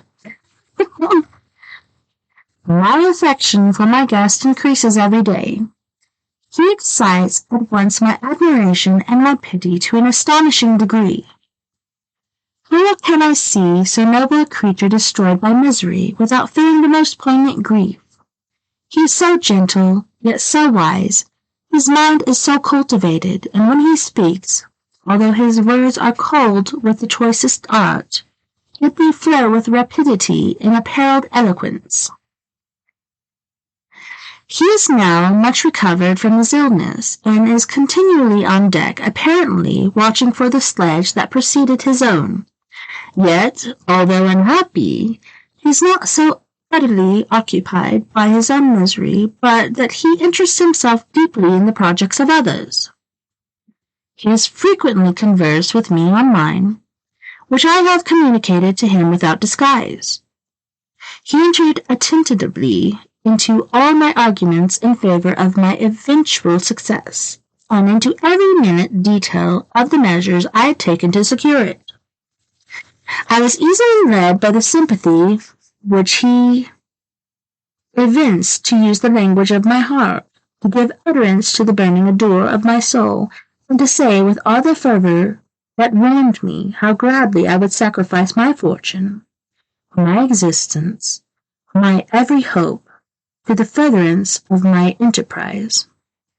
One man's life or death were but a small price to pay for the acquirement of the knowledge which I sought, for the dominion I should acquire and transmit over the elemental foes of our race. As I spoke, dark gloom spread over my listener's countenance. At first I perceived that he tried to suppress his emotion. He placed his hands before his eyes, and my voice quivered and failed me as I beheld tears trickle fast from between my fingers. First groan from his heaving breast. I paused. At length he spoke in broken accents. Unhappy man, do you share my madness? Have you drunk also the intoxicating draught? Hear me, let me revel my tale, and you will dash the cup from your lips. Such words, you may imagine, strongly excited my curiosity. But the paroxysm of my grief that had seized the stranger overcame his weakness and weakened powers, and many hours of repose and tranquil conversation were necessary to restore his composure. Having conquered the violence of his feelings, he appeared to despise himself for being the slave of passion, and quelling the dark tyranny of despair, he led me again to converse concerning myself personally. He asked me the history of my earlier years. The tale was quickly told, but it awakened various trains of reflection. I spoke of my desire of finding a friend, of my thirst for a more intimate sympathy with a fellow mind than had ever fallen to my lot, and expressed my conviction that a man could boast of little happiness who did not enjoy this blessing. I agree with you, replied the stranger. We, fashioned creatures, but half made up, and one wiser, better, dearer than ourselves. Such a friend ought to be. Do not lend his aid the perfection our weak and faulty natures. I once had a friend, the most noble of human creatures, and am entitled, therefore, to judge respecting friendship. You have hope, and the world before you, and have no cause for despair. But I have lost everything, and cannot begin life anew. As he said this, his countenance became expressive of calm, settled grief that touched me to the heart, but he was silent, and presently retired to his cabin. Even broken in spirit as he is, no one can feel more deeply than he does the beauties of nature, the starry sky, the sea, and every sight afforded to these wonderful regions seems still to have the power of elevating his soul from earth. Such a man has a double existence. He may suffer misery and be overwhelmed by disappointments, yet, when he has retired into himself, he will be like a celestial spirit that has a halo around him, within whose circle no grief or folly ventures. Will you smile at the enthusiasm I express concerning this divine wanderer? You would not if you saw him. You have been tutored and refined by books and retirement from the world, and you are therefore somewhat fastidious. But this only renders you the more fit to appreciate the extraordinary merits of this wonderful man. Sometimes I have endeavored to discover what quality it is which he possesses that elevates him so immeasurably above any other person I ever knew. I believe it to be an intuitive discernment, a quick but never failing power of judgment, a penetration into the causes of things unequalled for clearness and precision. Add to this the facility of expression and a voice whose varied intonations are so subduing music.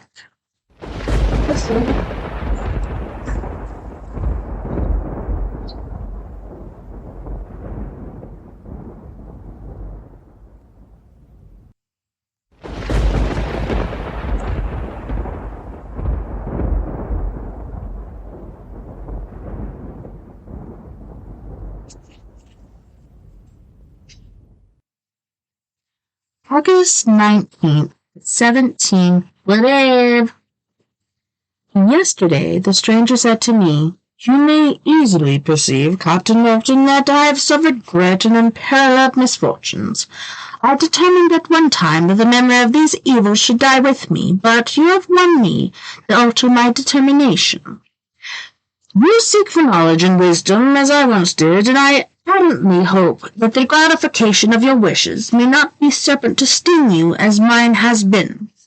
I do not know that the relation of my disasters will be useful to you, yet when I reflect that you are pursuing the same course, exposing yourself to the same dangers which have rendered me what I am, I imagine that you may deduce an apt moral from my tale.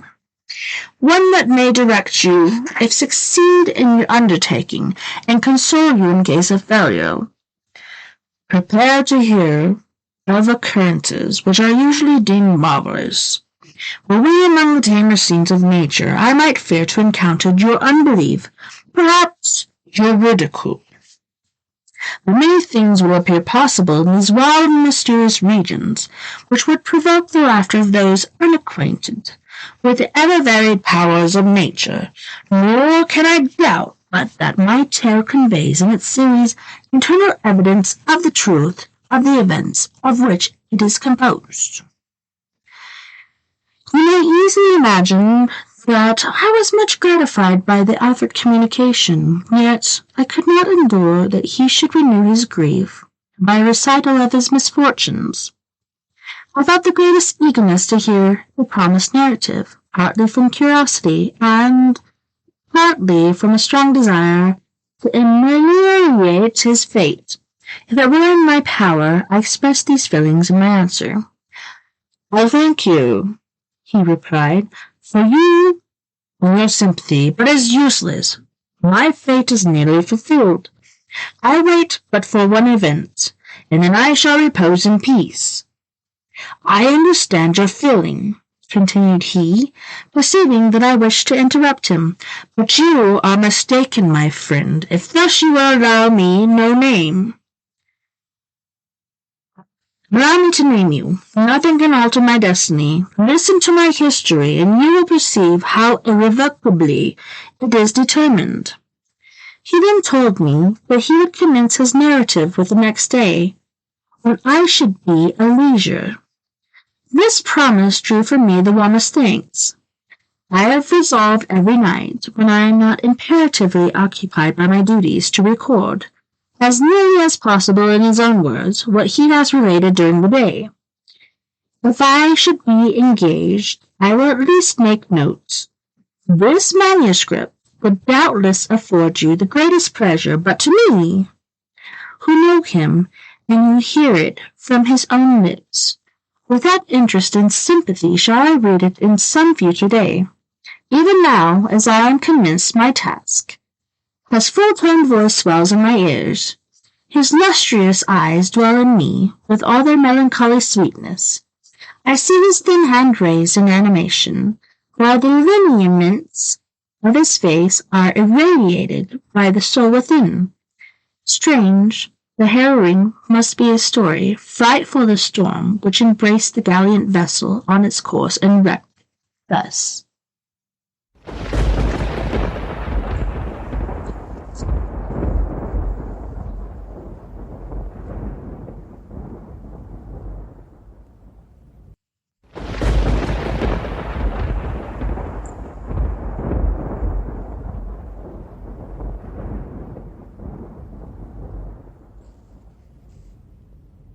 Well, on that note, boys and girls, we are going to go to our second music break. On this break, we have Miss Mia Savage with her band Antidote for Savages, and she will be singing The Bottom Line, Not a Phase, Let me be your home in Lemurian crypto. You guys don't go anywhere. We'll be right back after this music break.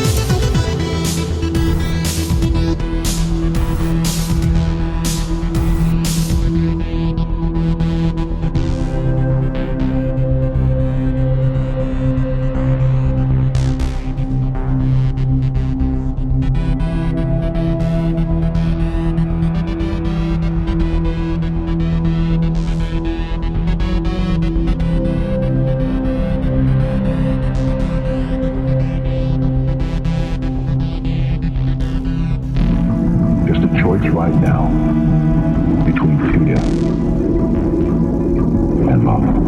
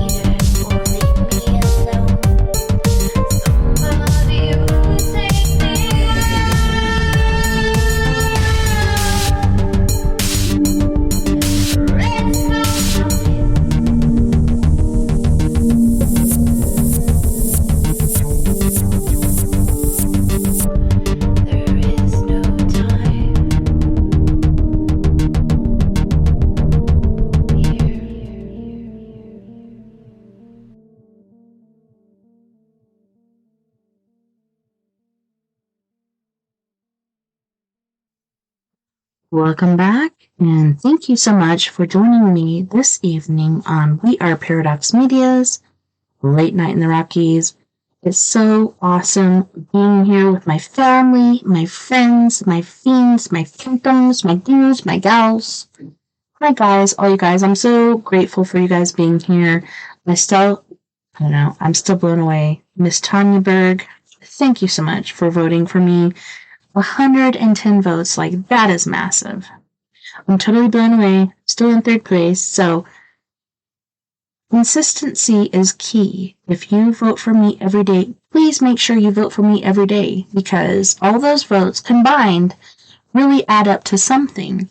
And you don't have to spend anything, but if you do, it goes to the B Plus Foundation.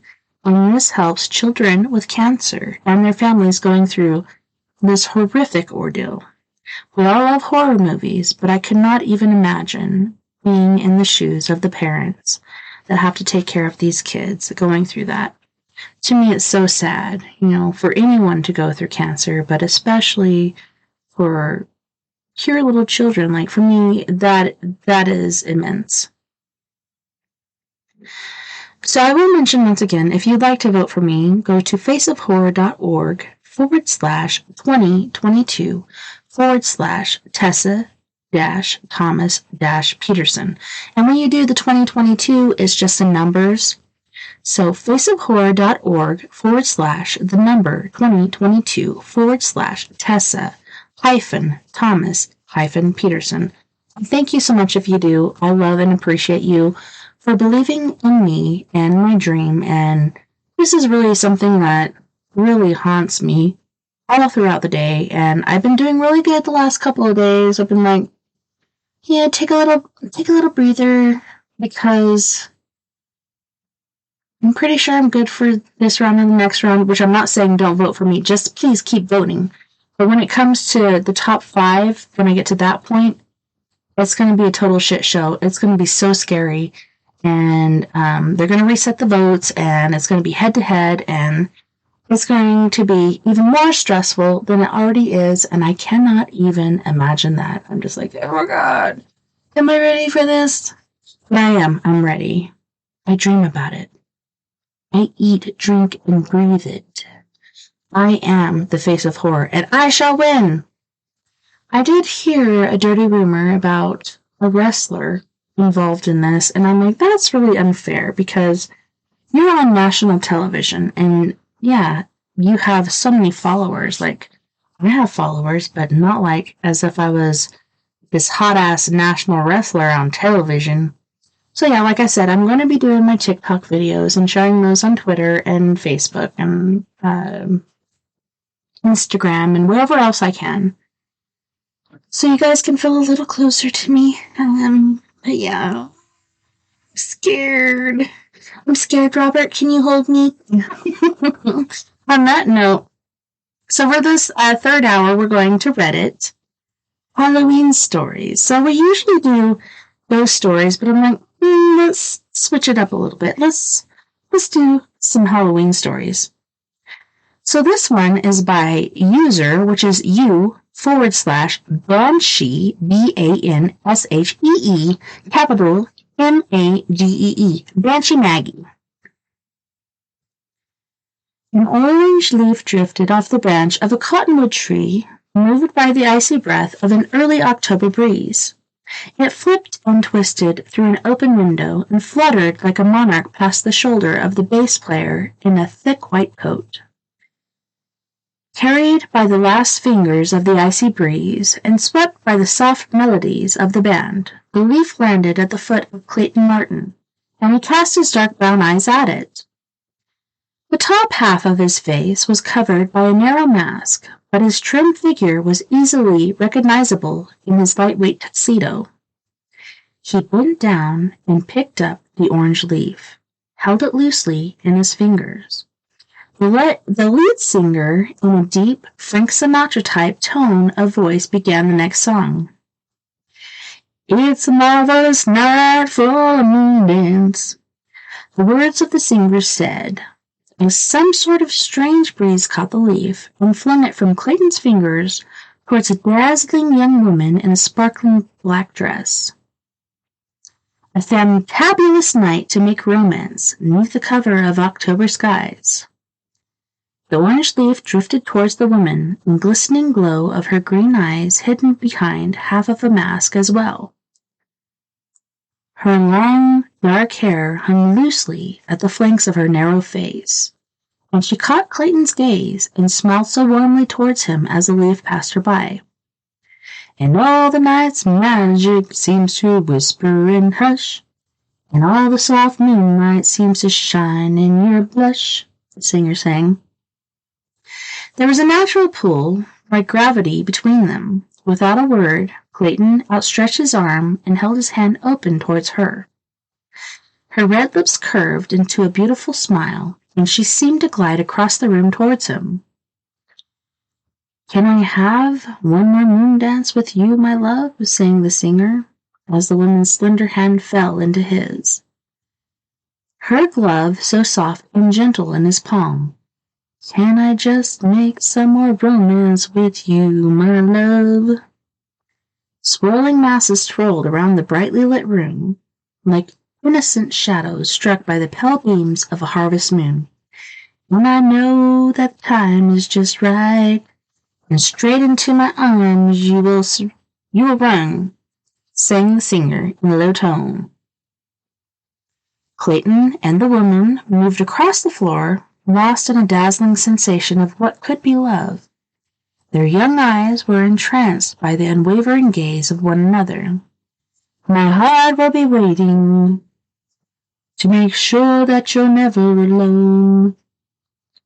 There was a sudden roar that rose high above the melodies of the band, and both Clayton and the woman turned their heads to the roof above them. A snap and a crack of wooden beams, as loud as an explosion, shook the earth. Then there was nothing but horrified screams. Regan Lowe's young eyes stared at the charred and blackened remains of Waverly Mansion. Its withering ruins were brightly illuminated by the light of a full October moon. "It was a gas explosion that caused the roof to fall that night," Regan's grandfather said. 83 people were killed. That was back in 1977, and ever since, folks have been saying you can still see people dancing in the remains of the ballroom on nights like tonight. An orange leaf pushed by the icy breath of an early October breeze drifted past Regan's nose, like a monarch fluttering by. "Have you ever seen a ghost in there, Grandpa?" Regan's grandfather smiled. "Don't reckon I have, kiddo. But every so often, I think I can hear music drifting down from that old place."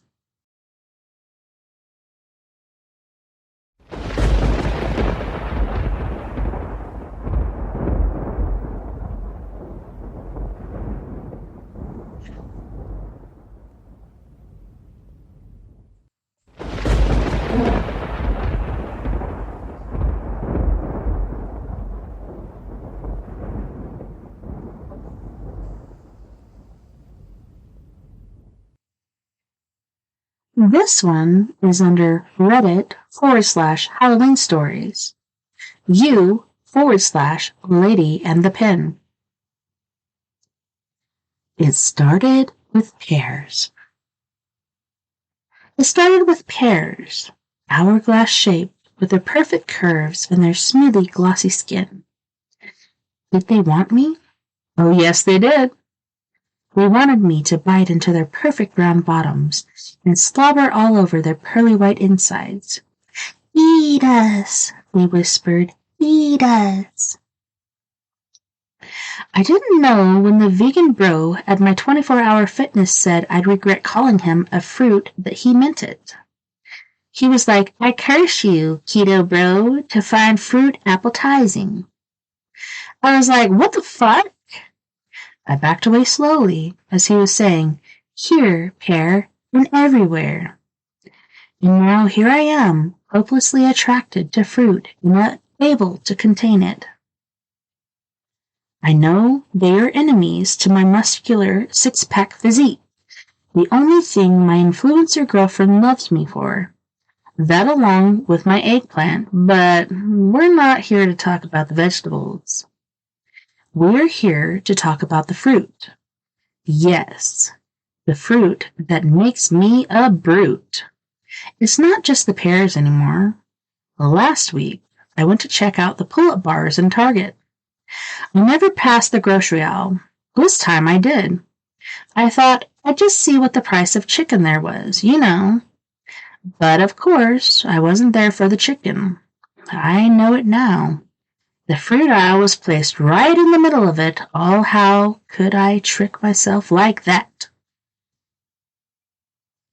A bunch of pomegranates looked at me seductively, all round the bright magenta, and said, "You know, Hades, use me to keep Persephone, his bride, in the underworld 7 seas, and she was a goner. I'm red and juicy, and I spread my seeds all over when you open me up, baby." I bought 20, along with a satchel, yes, a satchel of apples. All blushing sluts, some delicate youthful grapes, and a bunch of bananas because, well, you know. The frozen salmon looked at me sadly as if I left it behind me, protein-rich and utterly unappealing. I wept when I got to my car. My girlfriend said I was getting weird. She opened a cupboard in the kitchen, and my apples, pomegranates, and pears had spilled out onto the floor like great biblical flood. So I stopped. Kind of. I managed to hold off for a while from the house, at least months even. I'd sit in the car with my fruit, then take a deep breath and go inside. When I made love with my woman, I imagined she was this sexy-ass pear. You know what they say about drugs, man. You just can't spell drugs without raisins, bananas, grapefruit, and pears. Yeah, I really had a thing for pears. The others were for variety, but pears were my shawty. And then came summertime. It was hot, steamy, like a jungle. They were everywhere. Whole Foods, Safeway, Sprouts, everywhere. Sugar-packed, carb-filled lickies, pineapples, lemons, watermelon, papaya, hot and bright reds, oranges, yellows, bright greens from a day on the beach in Jamaica. Sexy mamacitas. I did something real bad. I didn't want to. I didn't want to want how much I wanted this mango. I just couldn't let the mango go. Slippery golden insides, sun-kissed from Mexico. Skin as green sin peeled off, so fine and smooth when I shaved her. My girlfriend turned the light on today when she came home late from work and just stared at me. "Kid, look at yourself," she said. I got up and ran to the mirror. There was mango juice all over my mouth and shirt. I ripped my shirt off. My belly protruded over the line of my boxers, and I screamed, "Poor feller."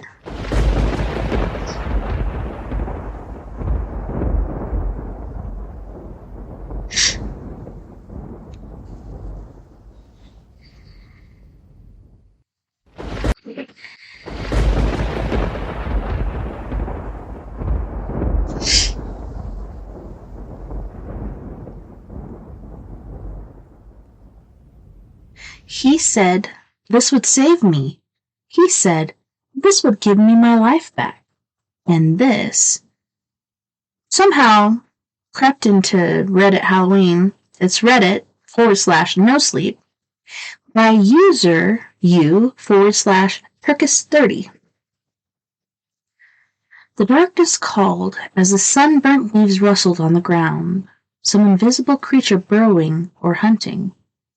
I could feel the lick of the gentle breeze against my cheek while the sound of the beating heart resonated in my ears, thumping louder and louder, making the sounds of the forest feel like a distant hum.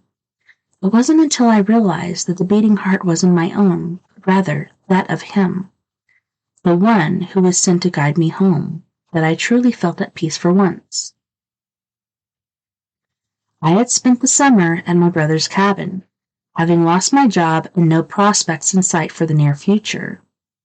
I needed the break after years of hard labor and mental torment. My wife decided it best to divorce me, finally freeing me from the shackles of her wretched games, but leaving me beaten and bruised. Not visibly, but certainly. The factory closing was just the icing on the cake that was my pathetic little life. Once summer hit, I was so frail that I had no will left in me, so I left a few big things I had on the side of the road, threw some clothes and personal items into a garbage bag, and hopped into my rust bucket of a car, hoping it could sputter its way to the cabin.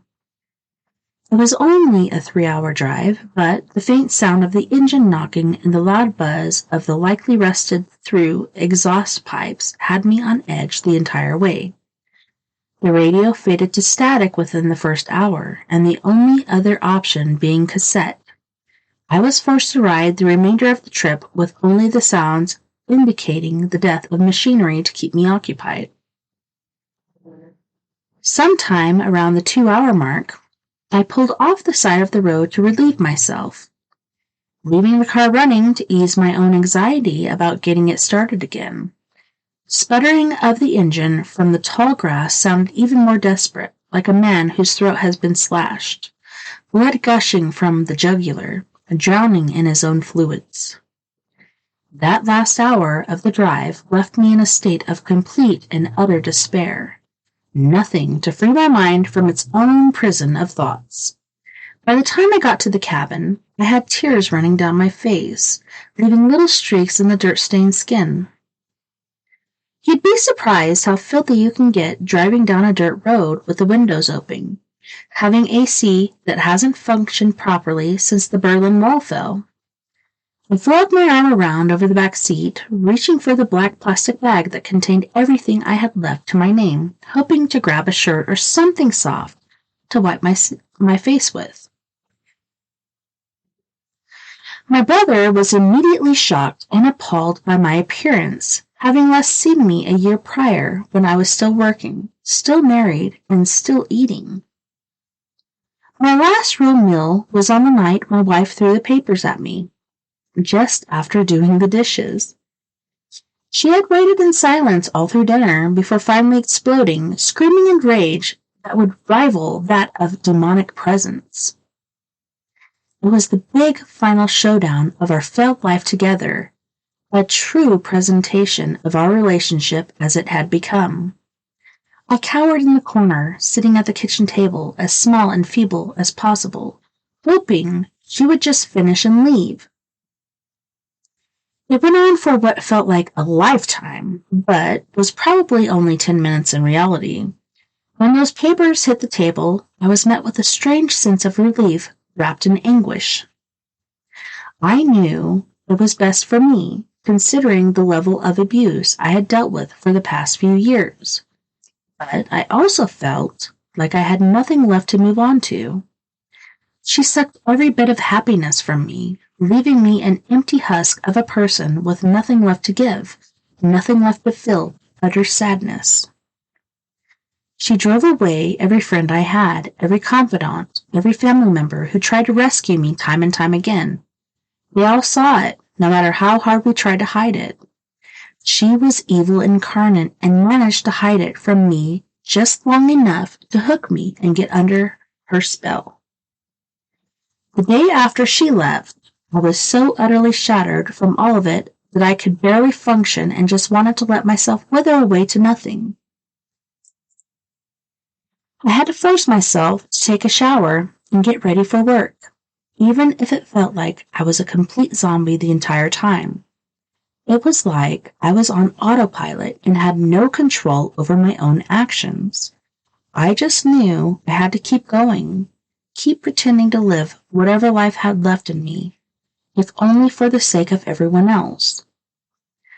Walking into my workspace to find a note to go see Brent in HR normally would have sent me into a panic, but on that day, I was so dazed that it didn't affect me at all. I sat down across from Brent at his desk and pretended to listen as he explained something I wasn't in the mood to care about. He handed me a folder with a paper on top that was titled Severance Package and told me I had a few minutes to look it over, then walked out, shutting the door behind him. I stared blankly at the paper, the words out of focus, blurred into one big blob of jumbled letters. The paper started vibrating, and that's when I realized I was laughing maniacally and loudly. Brent hurriedly opened the door and peeked in, asking if I was okay.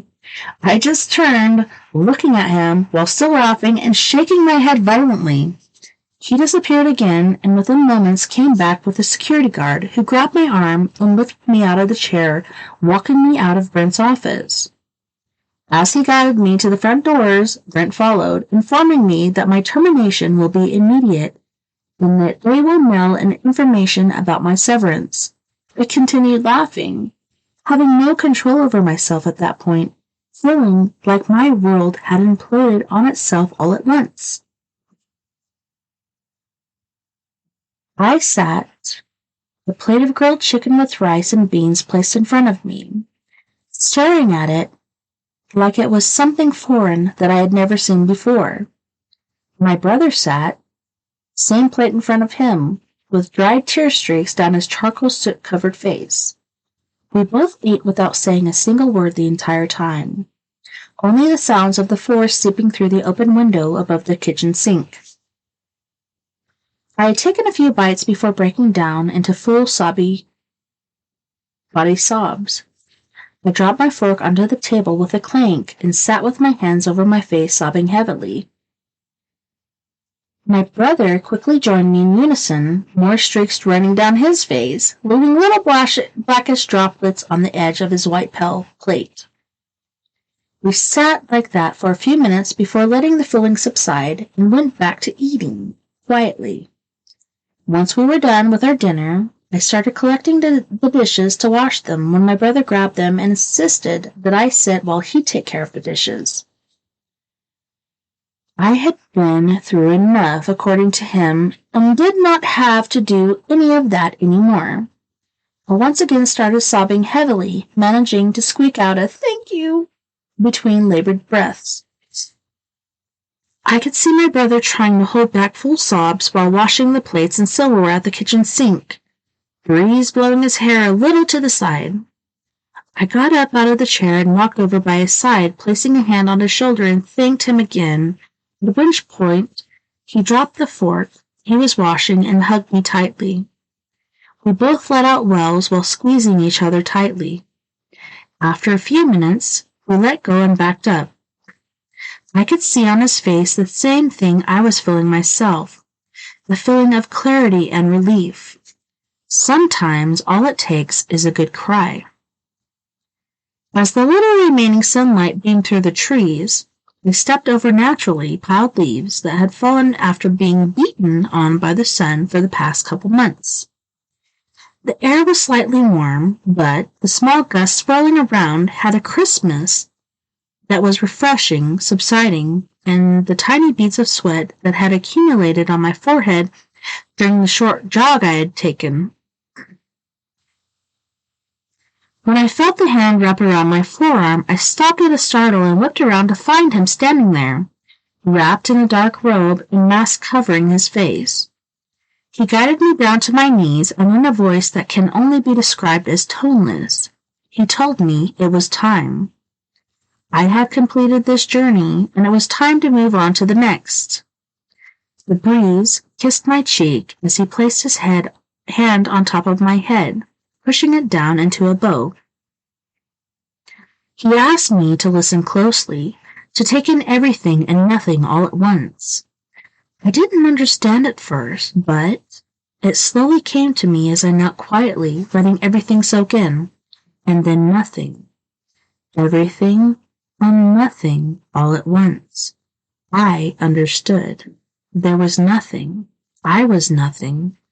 But it was everything that made me know I was nothing and there was nothing.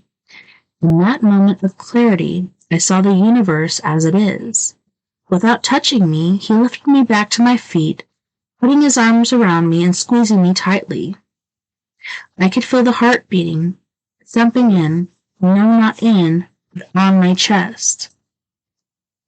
It was his heart, and it was strong.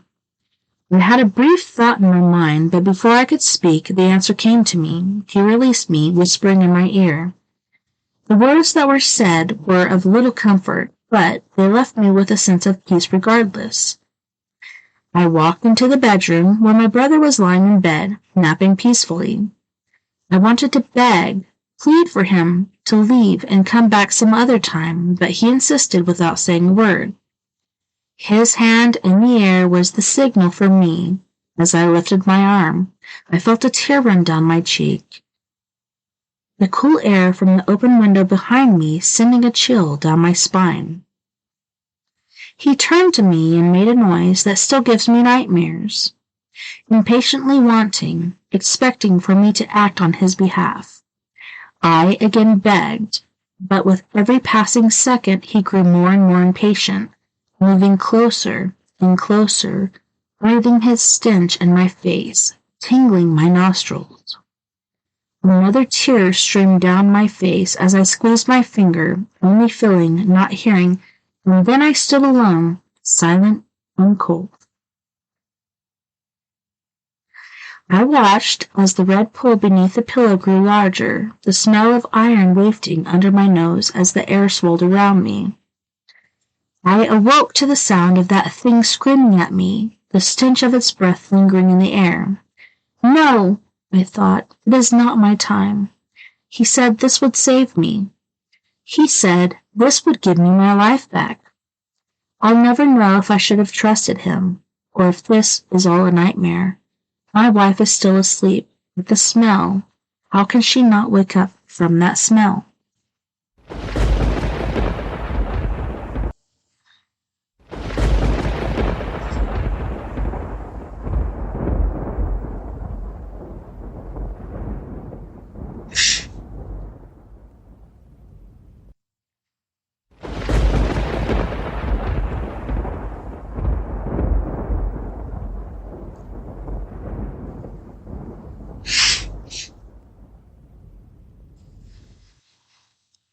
And this is under Reddit Halloween Stories. U/then_odium. I live in a student house. Our landlord was recently arrested. I don't even know where to begin. These past few weeks have been a blizzard of court appearances. My parents dragging me back home, and borderline harassment from the media. I live in England, and I'm just finishing my second year of university, although I doubt I'll be allowed to return for the third year now. I moved into this house last summer. There were 7 of us, to begin with. Myself, my friends, Chris and Will, and then 4 acquaintances, Lily, Molly, Jessie, and Carmen. The house was nothing special. Like most student houses, it had seen much better days, and there was an empowering smell of weed blanketing the house. We weren't that fused. It was only for a year, and we all got on pretty well from then off. It was helped by the fact I had a huge crush on Molly, despite the unspoken rule of not sleeping with your housemates. A guy can dream, right? Like I said, everything was going great. I was doing enough to get by in uni and was working towards a substantial grade. My social life was great. We would go on a night out at least 3 times a week, and I worked part-time at a local cafe to fund my time drinking. Basically, your average student. The first sign of what was to come happened just after Christmas. The girl a few streets over vanished. Ellie was her name. We all knew her. Not very well, but we'd seen her around the house parties. Of course, this isn't too uncommon with students. Sometimes people just go on a mad drink/drug binge and will just show up days later, and Ellie was definitely one of those students. Of course, she did not turn up eventually, but she turned up floating upside down in the local river, her throat cut to the bone. Of course, this was a huge shock to just about everyone I know. I'm sure if ever there were or have ever met a student, you'll know that the vast majority of us basically think of ourselves as invincible, so this was a massive shock. It was all anyone could talk about for about a week, until the next disappearance, Cassie. Again, I didn't know her that well, but some of the girls I lived with did, and they were devastated. No one knew where she was, but so soon after Ellie's body turning up, everyone was worried. It turns out people were right to be worried. Cassie was found a few days later. Her naked body was lying in a patch of trees in the park, but her head was never found. If Ellie hadn't put the student body on edge already, then Cassie's brutal murder definitely had. Students, especially girls, were rarely seen going out in groups of less than 4. It was impressive, I suppose, how much such a large group of different people banded together and how prepared we were to look out for each other. I'd love to say that Cassie was the last one, but no. Every few weeks, another girl would go missing, and inevitably, their body would turn up a few days later, sometimes unrecognizable at first glance. One of the girls, I think her name was Jasmine, didn't even vanish. She went out late to the 24-hour shop just round the corner to stop up on drinks. After about half an hour, her friend grew concerned and went out to see if everything was okay. She had found her with her still warm organs spilled from the gaping wound on her stomach, the blood mixing with the smashed vodka bottle on the ground next to her. That happened 2 streets over. One of the hardest things for me was Molly's reaction. You see, these girls all had one key similarity: long, wavy blonde hair, just like Molly's. We had been growing progressively closer since moving in together, and I was really starting to develop feelings for her. However, Molly suffered from paranoia, and her similarity to the killer's victims resulted in multiple breakdowns, and I made sure I was there to comfort her every time. I guess I did a good job because, as the year progressed, the frequency of her breakdowns decreased despite the killings continuing. I know you're probably wondering how the sick bastard hadn't been caught, but unfortunately, the police force around here isn't known for its effectiveness. That, and I noticed that in various media articles, the killer was described as being very intelligent and always one step ahead of the law, which of course was very reassuring to the local residents, especially since the murders were getting worse. I remember one particularly gruesome time when 2 girls were found by their housemates. Still sat on the sofa in front of the TV where they'd been the night before. Only the sliding door had been smashed and the girls no longer had eyes or hearts. That one was really bad. It was March when things got really bad. Things had been going great with Molly and myself, despite the murderous psychopath on the loose. It was the 25th when it happened. All our housemates were back, and there was just 2 of us. We were sat on the sofa watching Family Guy, taking it in turns, hitting the bong, and we were pretty stoned. We were just chatting away, but one thing led to another. I kissed her. She kissed me back. We carried on for about 5 minutes before she pulled away and told me that we can't. It was a mistake, and we were just high.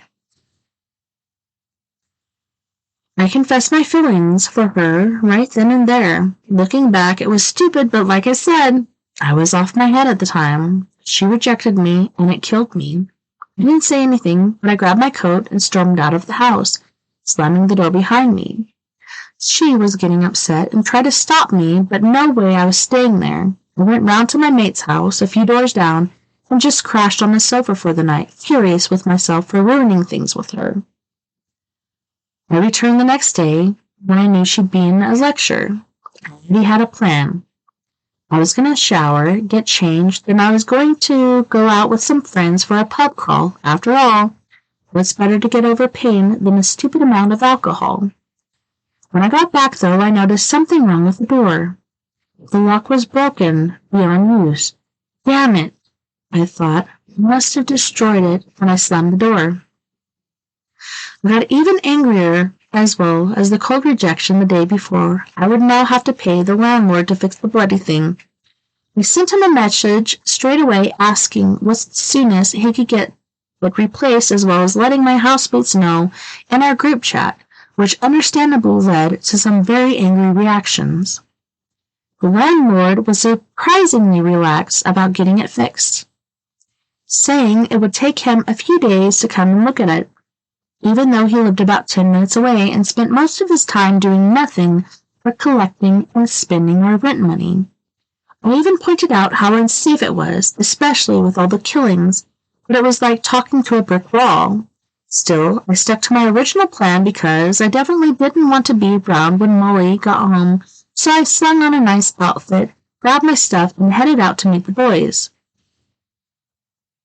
I didn't get home until about 3 a.m. I was very drunk at this point, and I had come up with a fantastic idea of trying to talk to Molly again, fueled by the 20-odd pints sloshing around in my stomach.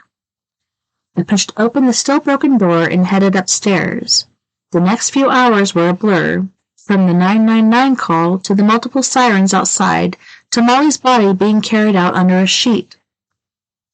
Of course, I was questioned intensively. After all my housemates were away, so I was a prime suspect. I told the police I'd been out with my mates all night, and when I came back, I went up to talk to her and found her lying glassy-eyed in bed, a kitchen knife still embedded in what was left of her throat. I was in pieces. I really had loved her, I think, and the last time we spoke, I had stormed out of the house, leaving her with tears in her eyes. Of course, all my friends tried to console me. They knew what had happened between us and how much I had cared for her, but I brushed them aside. We were all furious about our landlord. Maybe if he'd fixed our lock, then the girl I loved would still be breathing. But we couldn't do anything technically. We hadn't broken any laws after all. We all wanted to move out, but our contracts locked us in for the rest of the year, and being broke students, there was no way we could do anything about it. Dang. We are actually at the end of our time. Holy shnikes, you guys. Yeah, I wish I could finish the story, but yeah, this is a long one, so maybe we'll finish it next time. Let me scroll up. Yep, so I'll take a picture where we left off. Yep, that worked great. Anywho's, thank you guys so much for joining me tonight on We Are Paradox Media's Late Night in the Rockies. We had Miss Mary Shelley's Frankenstein, or Frankenstein, as Robert would say, from Australia. Yeah, it was grand. It was great. Thank you guys for hanging out. Tomorrow night we got Mr. Troy Trillin on the show. We're going to be talking about UFOs and beyond. So you guys, be sure to join us at 7 p.m. Mountain Time. That's 6 p.m. Pacific, 8 p.m. Central, and 9 p.m. Eastern. And I believe that's 2 a.m. Garmin time. I'm not quite sure. Thank you to all of our friends on We Are Paradox Media's KPNL Radio, Facebook, Twitter, Periscope, iHeartRadio, and wherever else beyond the Omniverse you have been listening tonight. Had a wonderful time. Don't forget, you guys, we are all in this together. Together, we can make the world a little better, and together, my friends, we are Paradox Media, because without you, there is no us. If you want to join us on the after party, look me up at tessa.n.thomas30@gmail.com or give us a call 970-335-9596. Until next time, nighty-night, love and light. You guys take care of my yous, and we'll see you back here, same batty time, same batty ass place.